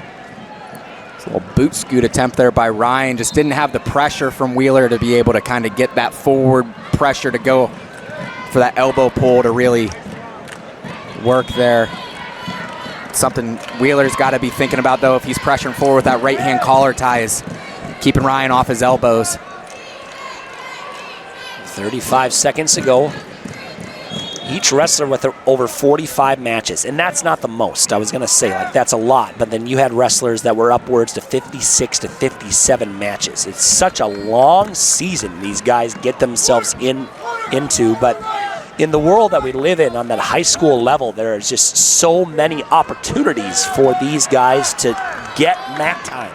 And it's you would know that the most of broadcasting for Flow for some of the biggest high school tournaments, but at the same time, it doesn't matter if it's at a national level or not. As the time expires in the second, we'll go to the third. A lot of these guys, it's typical if you're healthy the full season, you're getting 50 plus. Yeah, it's pretty impressive and admirable that these high school guys are still getting this many matches. Thinking about it, like comparing it to the college scene right now, most guys get in that like 15 to 25 range.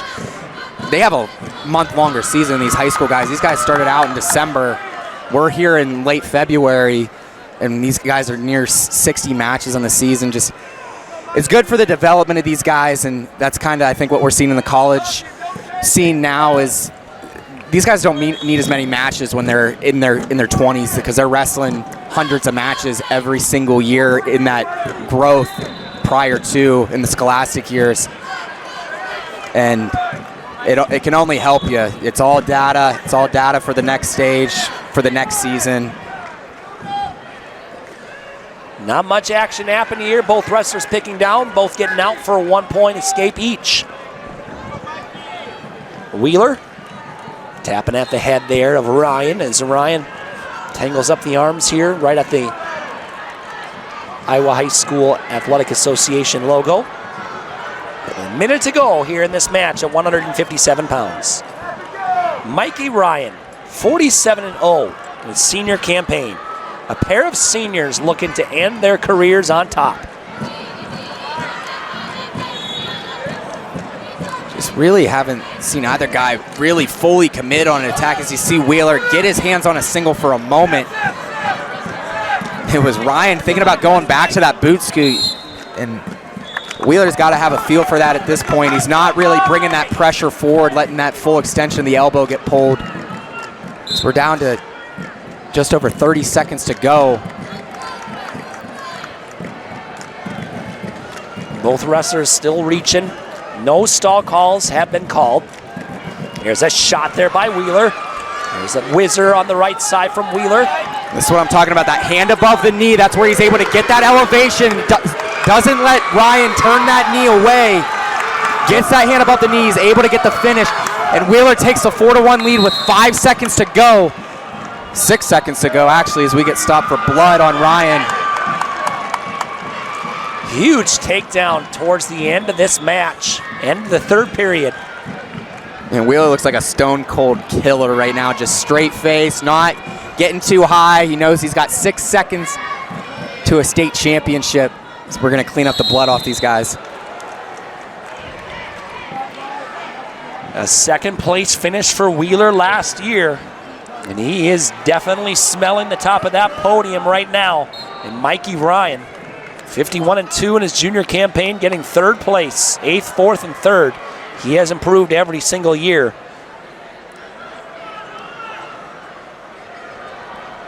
He is 5 seconds away here.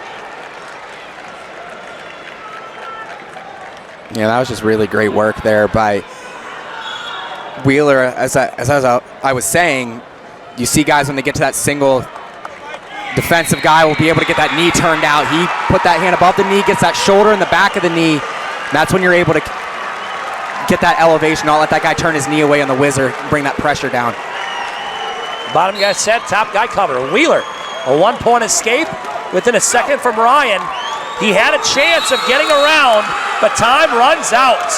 Right off the whistle, Ryan gets up for a 1-point escape, but it's Tucker Wheeler. Second place last year, will no longer be a runner-up. He is an Iowa State champion at 157 pounds, ending his career on top for PCM Monroe. 4-2 winner, Tucker Wheeler over Mikey Ryan at 157. We'll take a break. We'll be back here for a very, very important 165-pound match.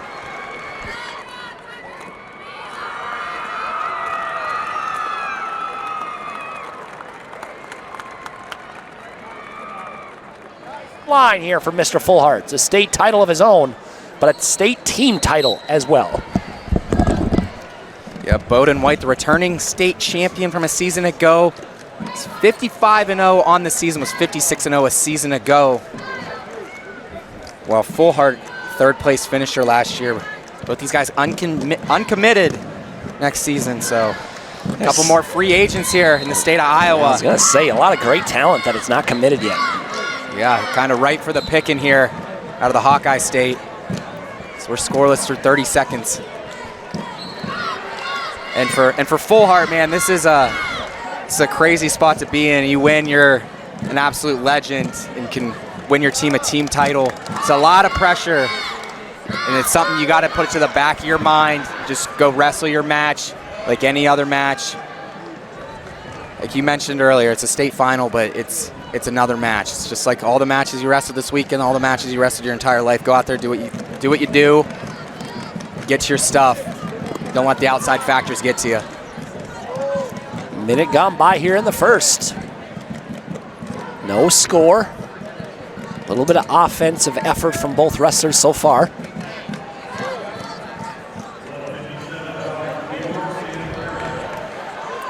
Fullhart fights in that underhook on from the right side.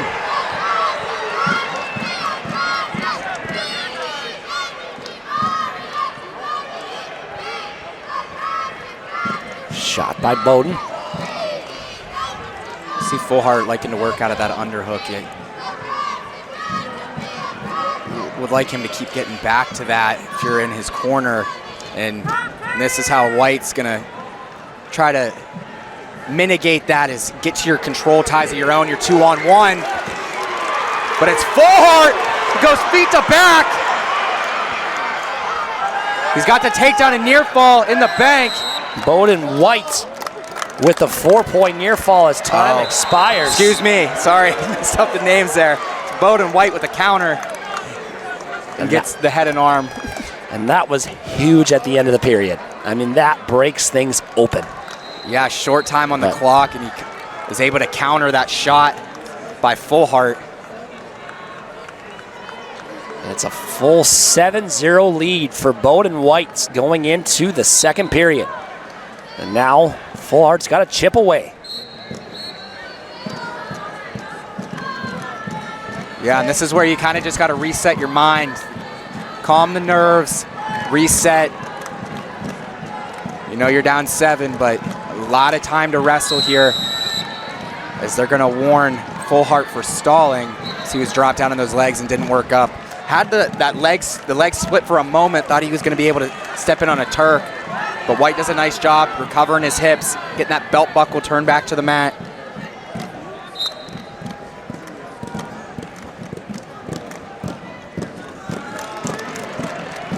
And nice work there by White, able to kick away. And for Fullhart, you don't want to take another stall one, just going to let it go. And now, of course, Fullhart's got an opportunity to score more points here from this position. And he goes ahead, gets the takedown. It's now 8-3. Fullhart still in this match. Got back to that split Turk leg position again. Once again, though, White able to recover. But it's a new match now, you know, like you're on the board. You're proving to yourself now that you're able to take this guy down. And we got a lot of time to wrestle. We're only halfway through the match. Fullhart with choice in the third period as well, so the choice now to be made, do you stay on top or do you cut him, look to get to another takedown? And that's exactly what's going to happen here as White gets the escape. It's now 9-3. 45 seconds left in the second. Fullhart needs another takedown to keep himself in this match and have a choice in the third. Fullhart has another single shot. Single leg shot, keeps with it. Keeps moving forward. Try to split the middle. He'll catch White's in danger. 19 seconds left. Fullhart here, you want to go cross-face. Try to straighten those legs out to get that far ankle taken away from White, but not going to be able to do it as it gets stalemated.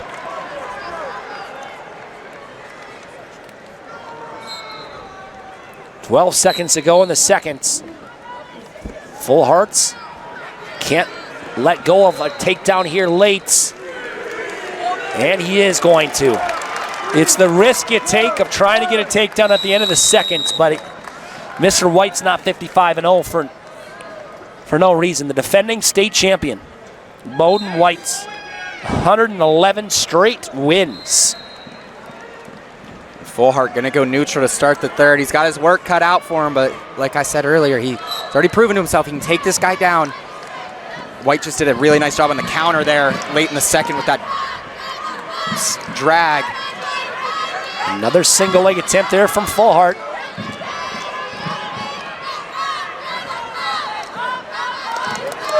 Passing by through the leg there.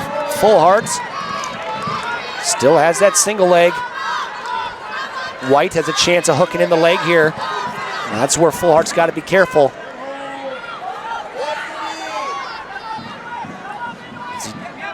Fullhart wants to go right arm back here, bring that right elbow up and pressure in to White. That's exactly what it looks like he's going to do here. He's got weight on that right leg. You can bring him back, and that's exactly what Fullhart gets for the takedown.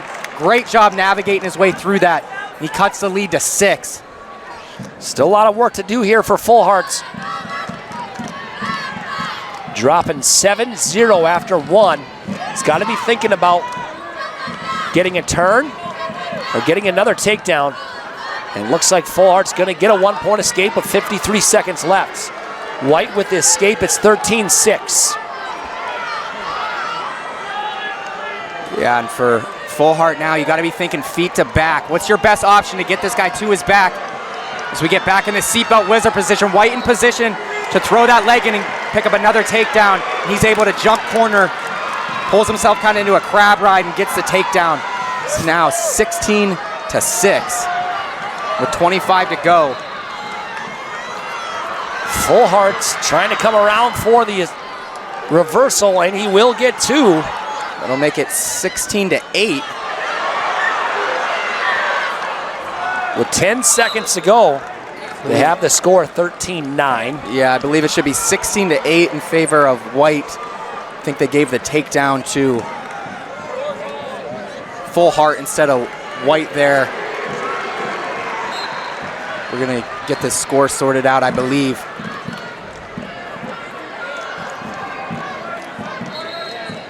Coach Score coming over. Checking on the score. I believe the official right on top of it too. I think he just came over to the table and said it should be 16-8.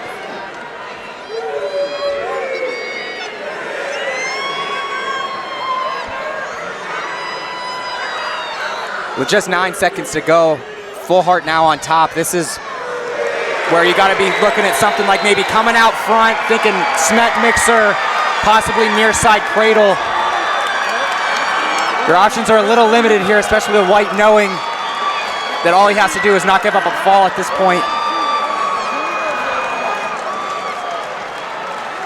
He's still figuring out the score.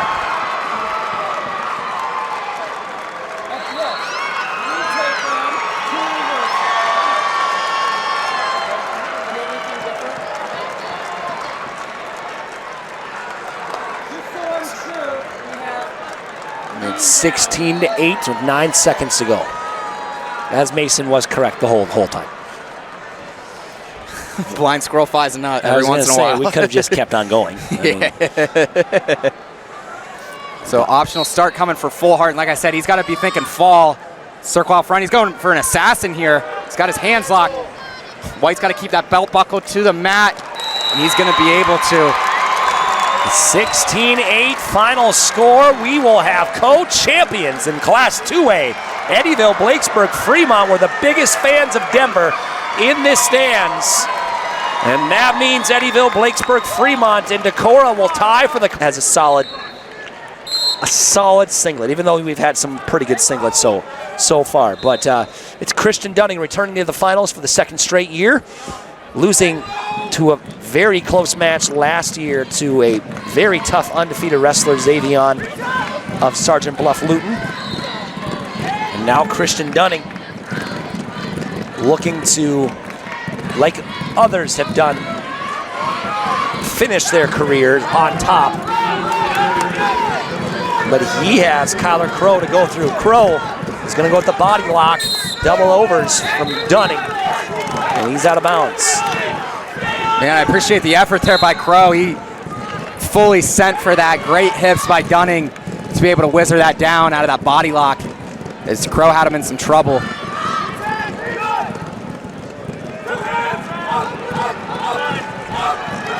Nice re-attack here by Dunning. He's in on the single leg. He's going to want to take his time here and keep him center as he climbs the leg.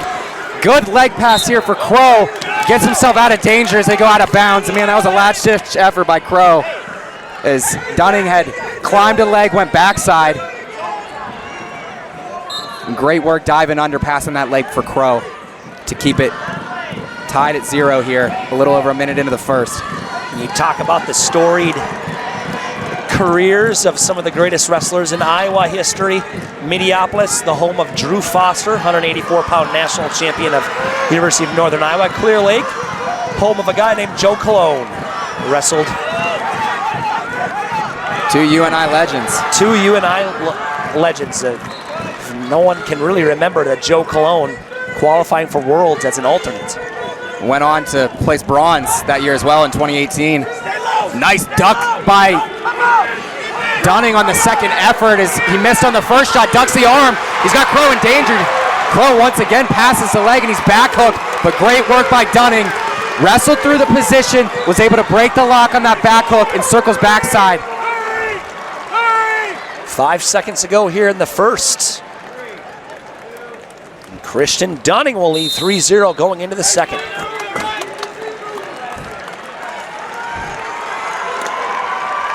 Man, and just tremendous effort in that first period by Dunning. After almost getting taken to his back early by Crow, he came back with a couple attacks. Crow was able to stymie him with the leg passes. He stayed on it though. We're gonna start neutral here in the second. Dunning He immediately goes over to his coach and says, yes, I'd like to go both up. And Dunning has been racking the points up this weekend. A 15-0 technical fall in the opening round of 16, a 12-1 major decision, then a 13-1 major decision in his semifinal.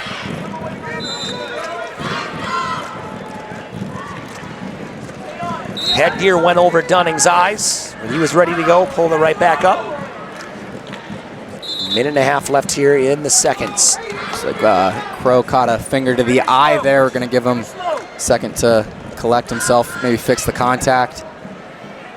Don't know if they're able to give water. Oh, yeah. In freestyle, no water in the corners, but folk style, it's all good. Dunning, a Grandview commit. It looks like we're going to go on injury time. Oh, no, blood time for Crow. Okay, so they did call injury time, so then that's where you can go to the water. Okay, I wasn't sure if they didn't look like they stopped, and he went over to his corner and did, hey, give me my water. It's like, I don't think we've paused yet, but anyways, yes, Dunning committing to wrestle for Grant Henderson and the Grandview Vikings. Another really storied program. Absolutely. 13 national championships for Grandview. And they started in 2008. Yeah, that's pretty good record there in just 18 years of having a program. You've got 13 national team titles. An unbelievable job there at Grandview. Nick Mitchell was able to join me on the broadcast yesterday, and I told him, I'm like, well, hey, the one you lost between your 9-peat was to one of your former guys. Does that matter? And Dunning gets in on a nice high crotch single. They're not going to give any points to that. Wow, they did give the takedown and an escape, but it was a nice counter there. It kind of went like over, under, lat drop, and kicked him through to Crow, but they awarded the takedown for Dunning. I don't think we're going to get any argument from Crow's corner. 45 seconds to go here in the seconds.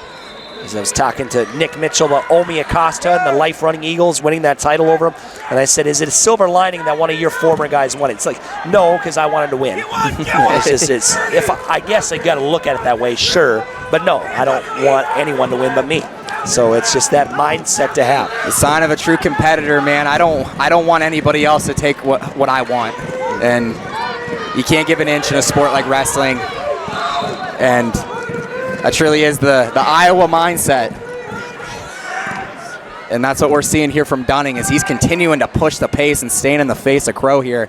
See Crow getting a little bit flustered and firing off these kind of half-attempt shots, putting himself in a little bit of bad position, but it's his choice to start the third. So he trails 6-1. A little bit of discussion between Crow and his corner about what to do here. 2 minutes on the clock. Do what you want. No rolls. Looks like Dunning wants to just cut him. His coach tells him to get on top here to start the third and ride a little bit. Not too much resistance there for Dunning, as he wants to keep it rolling here on his feet. And I can't really blame him. But we saw at Crow, he has some danger to him. He's put Dunning in a couple compromised positions where he almost had him on his back. Dunning not letting that take him away from his game, though, and that's exactly how you got to be. Continue to get to your offense, continue to pressure forward. As a shot by Crow, not the best one. Dunning will get around, look for some back points. And I think this pace of Dunning's taking its toll on Crow, as you see not a whole lot of resistance on that go behind. Off the drag for Dunning, and he's got Crow buried under here. 9-2 lead. Looking to continue this run of bonus points through the tournament. So we go down to a minute to go.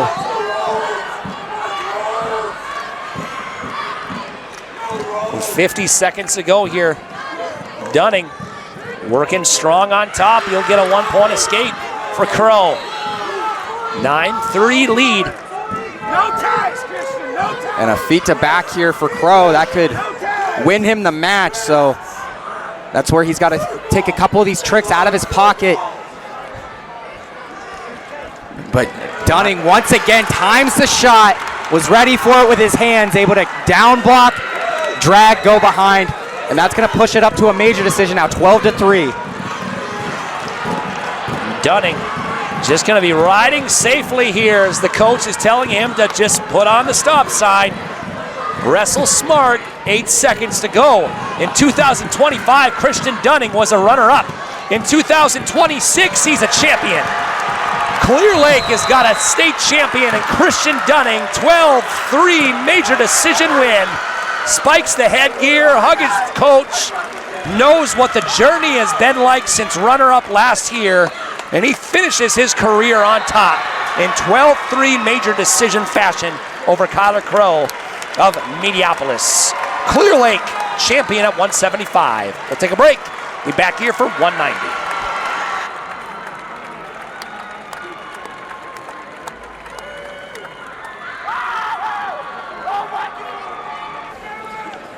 Mason Lindenmuth. I'm John Peterson. 190 pounds. Maximus Purdy and Brody Hendricks. 53-1. Brody Hendricks against the Davenport Assumption Maximus Purdy, and he had himself a barn burner yesterday. Had that match with Nick. And yeah, he definitely is a guy that's relentless, going forward all the time, putting pressure on you. And that was also a close match, it looks like, for Hendricks as well. Yeah, won that one over Ringler 4-2. Did Hendricks. 2 returning 4th place finishers of the state tournament a year ago, making their first appearance in the final. A sucker drag attempt there for Hendricks. Purdy able to stay square, pulls him up with an underhook, and we go out of bounds. 118 left here in the first, just underway in our first period at 190 pounds. 2 more matches to go. We've got some great matches here for you coming up. We've got Mason Kohler and Gavin Muller. And then heavyweight will be Egan Fleshman and Lucas Feuerbach. Minute gone by here in the first. So both these guys kind of divvying for their control ties. It's Purdy that comes out with the underhook. Your team champions are in the books. Don Bosco is Class 1A champs. Southeast Polk Class 3A champs. And your champs, plural, in Class 2A are the Decorah Vikings and the Eddyville Blakesburg Fremont Rockets. Yes, co-champs at Class 2A. Unheard of for me. I've never seen that at a high school state tournament. It finished with co-champions. Pretty crazy. And it all came down to that technical fall for Landon Davis in that 144-pound final. He sealed the deal for Decorah, or excuse me, for Eddyville, Blakesburg, Fremont to tie it. He knew he needed back points. He knew he needed bonus points. And he went out there and got him, finished off an undefeated season with a state title. Just great work there. And we're going to end the first period scoreless. Both guys just kind of pummeling in on those over-under ties and trying to get to their control ties. Neither one able to take advantage in that first period. And it's Purdy that's going to go down to start the second. Hendricks will let Purdy away for a 1-point escape. Now Hendricks, of course, will have his choice in the third. The banana cream pie look here for Brody Hendricks. Did you have that in high school? There was everyone.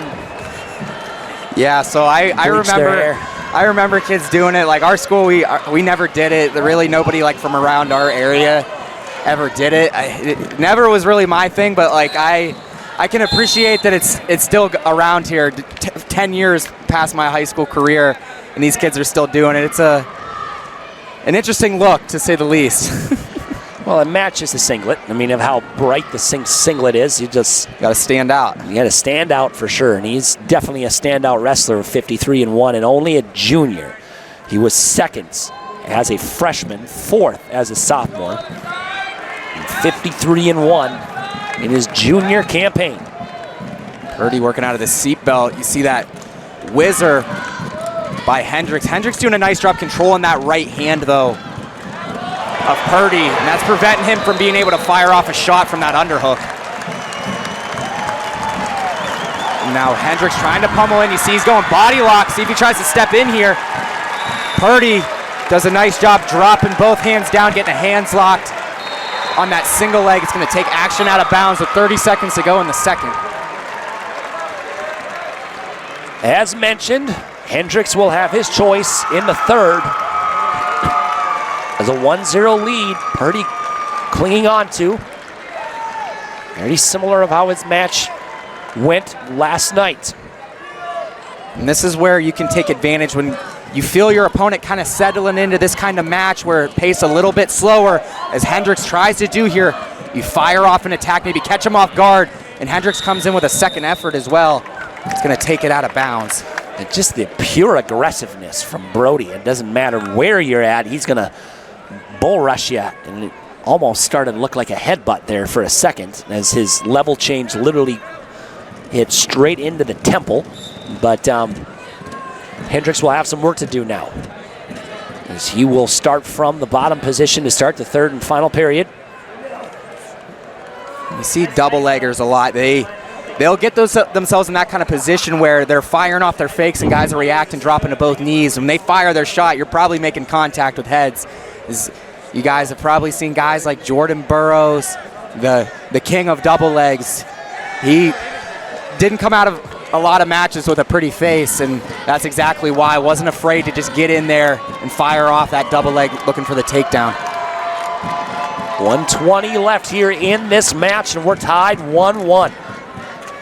Riding time is not a high school thing, so we will go straight on our feet. A takedown has a pretty good chance of winning this match. The only match going on right now in the entire arena. You know, all eyes are on these two. There's a shelf in that single leg. Trying to limp knee out of that is Hendricks. And right now at the trip, great job by Purdy finishing that takedown. 4-1. Hendricks immediately up to his feet, and he knows he has to get a takedown. You saw that finish for Purdy. Skied that heel above his shoulder. That put all the pressure down on that right leg of Hendricks. Made it easy to get that trip and did a nice job following to secure the takedown. We're down to the final 30 here. Hendricks going to have to find his way in on an attack. And he goes on a straight-on double and shoots Purdy out of bounds. 26 seconds to go here in the third. Purdy will look to get the overhooks here on Hendricks. Hendricks now blast double, stalling called on Purdy. Purdy! Both feet go out of Hendricks. Purdy's feet were already out. He tried to hop them back in quick, wasn't able to do it in time before they go out of bounds, but that would have definitely iced it there for Purdy.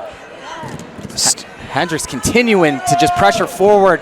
Stall warnings aren't going to get it done here for Hendricks as he's trying to get a restart. Purdy wisely keeping that toe. He had just a toe in bounds there. And that will do it.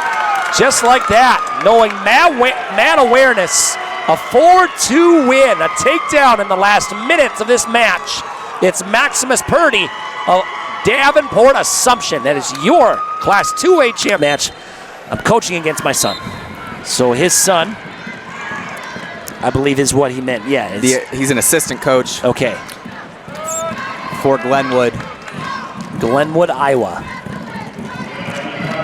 Couldn't tell you much about Glenwood, Iowa, but I do know there's a Glenwood, Minnesota. That's the most I can tell you about that. Other than that, it's Osage again with Muller, another household name, but right now it's Kohler, the defending state champion. No points yet, and they'll give him 3 at the edge. Great persistence there on the edge by Kohler. It was a good recovery by Muller as it looked like he was just going to get sat straight to his butt. Had the whizzer in for a while, but Kohler stayed on it, kept pressuring in, getting lower on the legs, and was able to get him sat and kind of break the leverage of that whizzer to secure the takedown. Kohler will go to work here from the top, as mentioned.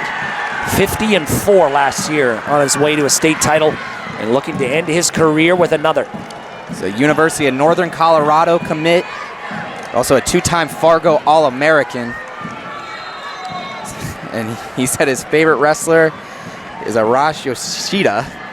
Is that, I'm pretty sure, is that the Japanese wrestler that went against Helen Maroulis? Yes, I do believe that's the Japanese competitor that Helen beat in the 2016 Olympic finals. Yoshida, an absolute legend. Absolutely. That is not a bad choice to have as your favorite wrestler. I don't know, she won like 5 world titles or something like that, 4 or 5 before. Yeah, absolute. Another one of those legends for the Japanese women. Oh my gosh, there's a lot of them. 30 seconds left here in the first. 3-0 lead for Kohler.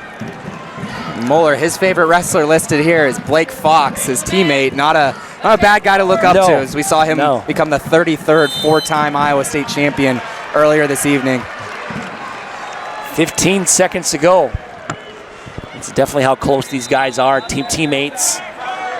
Been wrestling inside and out. A lot of these Osage guys go to Immortal Wrestling Club in Cedar Falls as well. So a lot of these area guys is in Class 2A. You've seen a lot of these schools have competitors.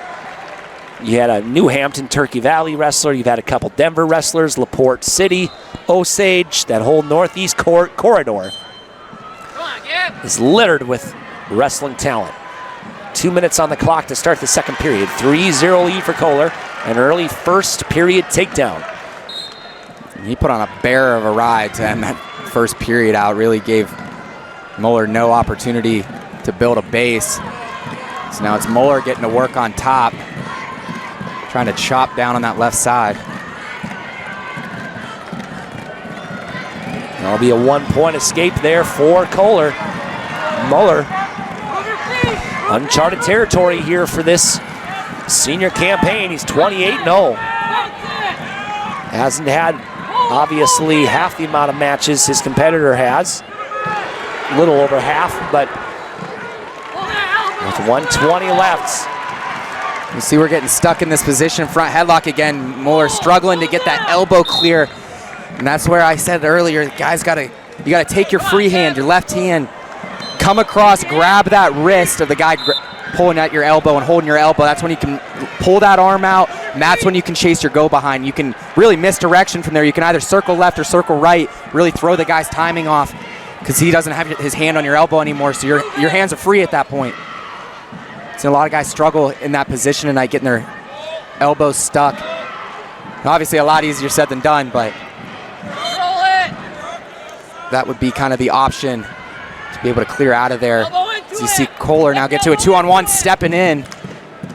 See him split those legs. Posting in the headgear, right in the ear is Moeller. Keeping that space, not wanting Kohler to get his hips in tight to him, be able to go hip to hip and throw that 2-on-1 down. He's gonna get the stalemate with 29 seconds to go. A 4-0 lead for Kohler. As Muller will have his choice in the third period.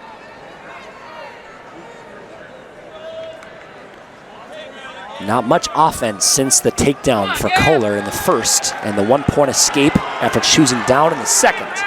You can see Kohler getting a little frustrated with the throat block that Muller's been kind of throwing at him. You saw in that break, sort of feeling at his throat, and he said to the official, he's choking me. Muller able to slow it down to finish that second period. It's his choice in the third, and it's a big decision here, and I don't blame him for this choice.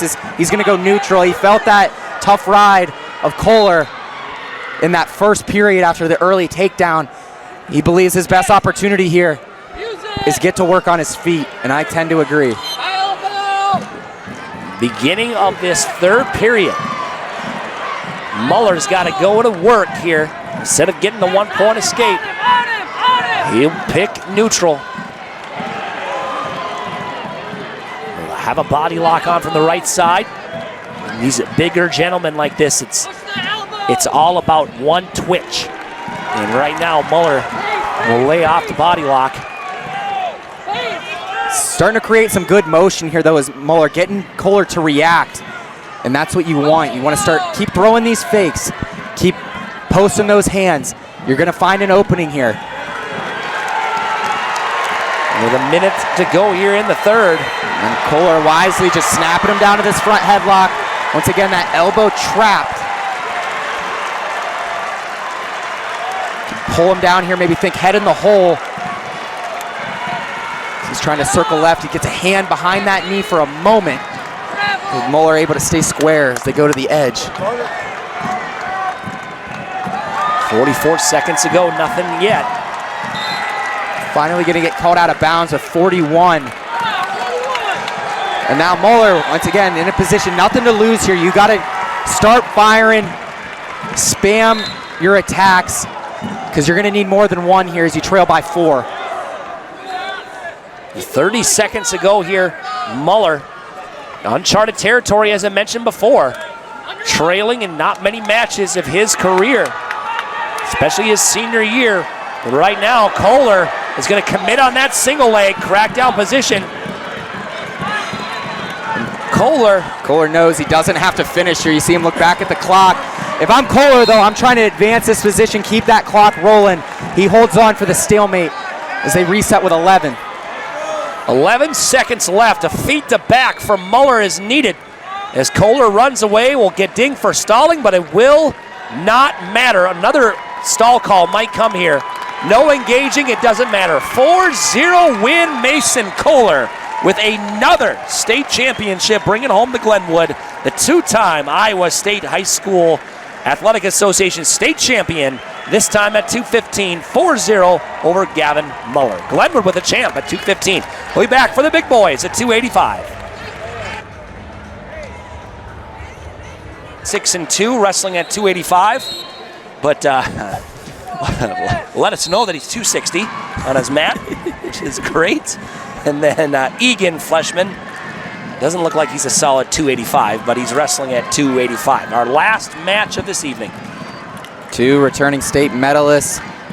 Feuerbach, a runner-up a year ago, while Fleshman finished 6th as a freshman. Alburnett, Egan Fleshman is definitely a guy that's going to have to keep his weight in check, because, I mean, this guy's not small. It's one thing about heavyweight. I mean, my goodness. Anything from 216 to 285.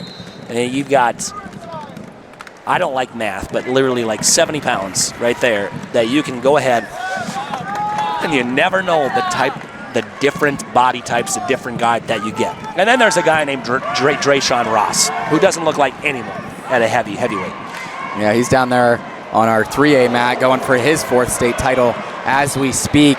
But yeah, you mentioned the different body types and styles at heavyweight. It is truly like it's kind of its own sport where there's a lot more game planning necessary. There's a lot more strategy that needs to be used based on the type of guy you're competing against. But you see nowadays, probably within the last decade, maybe a little more, the smaller, more athletic heavyweights have had a lot of success and been somewhat dominating over the last decade, and I think it's kind of just grown the level of the weight where now the bigger guys are having to kind of wrestle a little bit more athletic, getting in a little bit of tougher spots where they're defending single legs and leg passing and getting in more scrambles, where it's just kind of grown the level from the bottom up at the heavyweight weight class. Yeah, you got all kinds of different styles. I mean, like you said, I mean, there's so many different styles. And when Kyle Snyder goes ahead and bumps up to heavyweight, and he goes against a guy named Connor Medberry, who's just a lot of human. He's a big dude, but you always have to go with the low ankle attacks. You always have to go, because there's no way you're going to be able to take down a tree. I mean, unless you're going to be trying to double leg a tree. Right. Not going to work. You see the standing ovation. Drayshawn Ross just closing out to become the 34th state champion in Iowa State history after Blake Fox did it earlier tonight. A first period tech fall down there on the 3A mat. But here on the 2A mat, it's Feuerbach with the escape. He takes the 1-0 lead 25 seconds into the first. Feuerbach.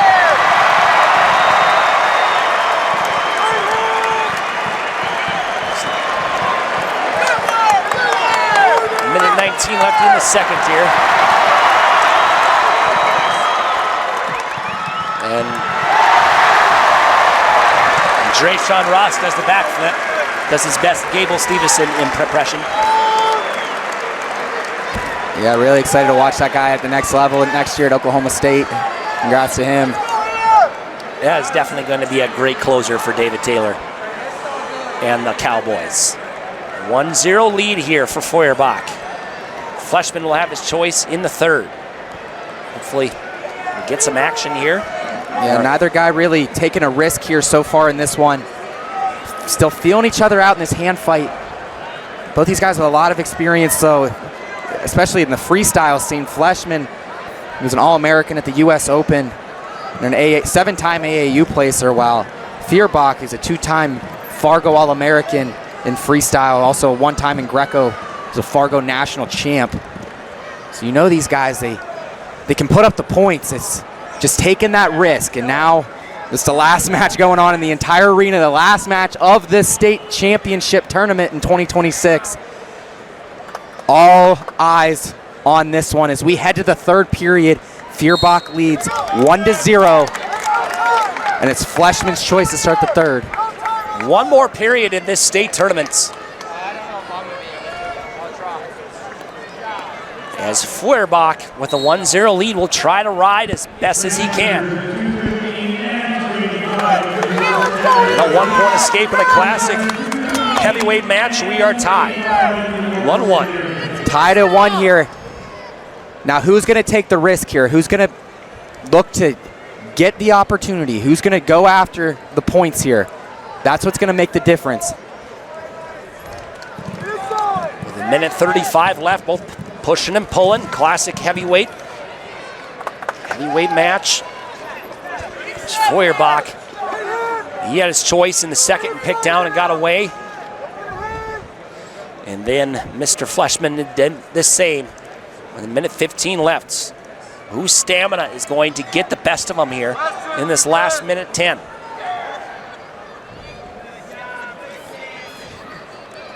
Neither guy really penetrating thus far, as you see a slide by, overcall or slide by attempt there by Fleshman. Under a minute to go, we're tied 1-1.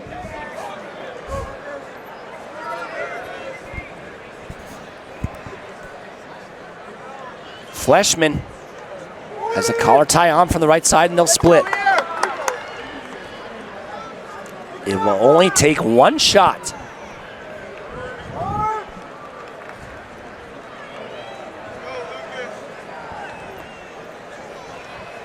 One shot. Down to 25 to go. Hey, you got 20. You got 20. Fleshman tries the arm drag there momentarily. Fleshman. And Feuerbach will go to overtime in classic true heavyweight fashion. Last match, but as we say that, they get into an over-under body lock position, but we're going to run out of time. We're headed to sudden victory, the final match of the evening, and we're headed to sudden victory. 1 minute on the clock. Any score will win here. As it's Fleshman who takes the shot. Feuerbach feeding him hips, switching the head outside as Fleshman sits him to his butt. Gonna be able to cut up with a double, and Egan Fleshman, the first attack of the match, gets it done. Lat drops the coach as planned. I don't think you can lat drop that guy. But it is Mr. Egan Fleshman is your final state champion crowned at the 2026 Iowa High School Athletic Association State Wrestling Tournament. From Mason Lindenmuth, I'm John Peterson saying thank you for joining us at the Class 2A Finals live from the Casey Center in Des Moines, Iowa. You have been watching a presentation of FloWrestling. Have a great night.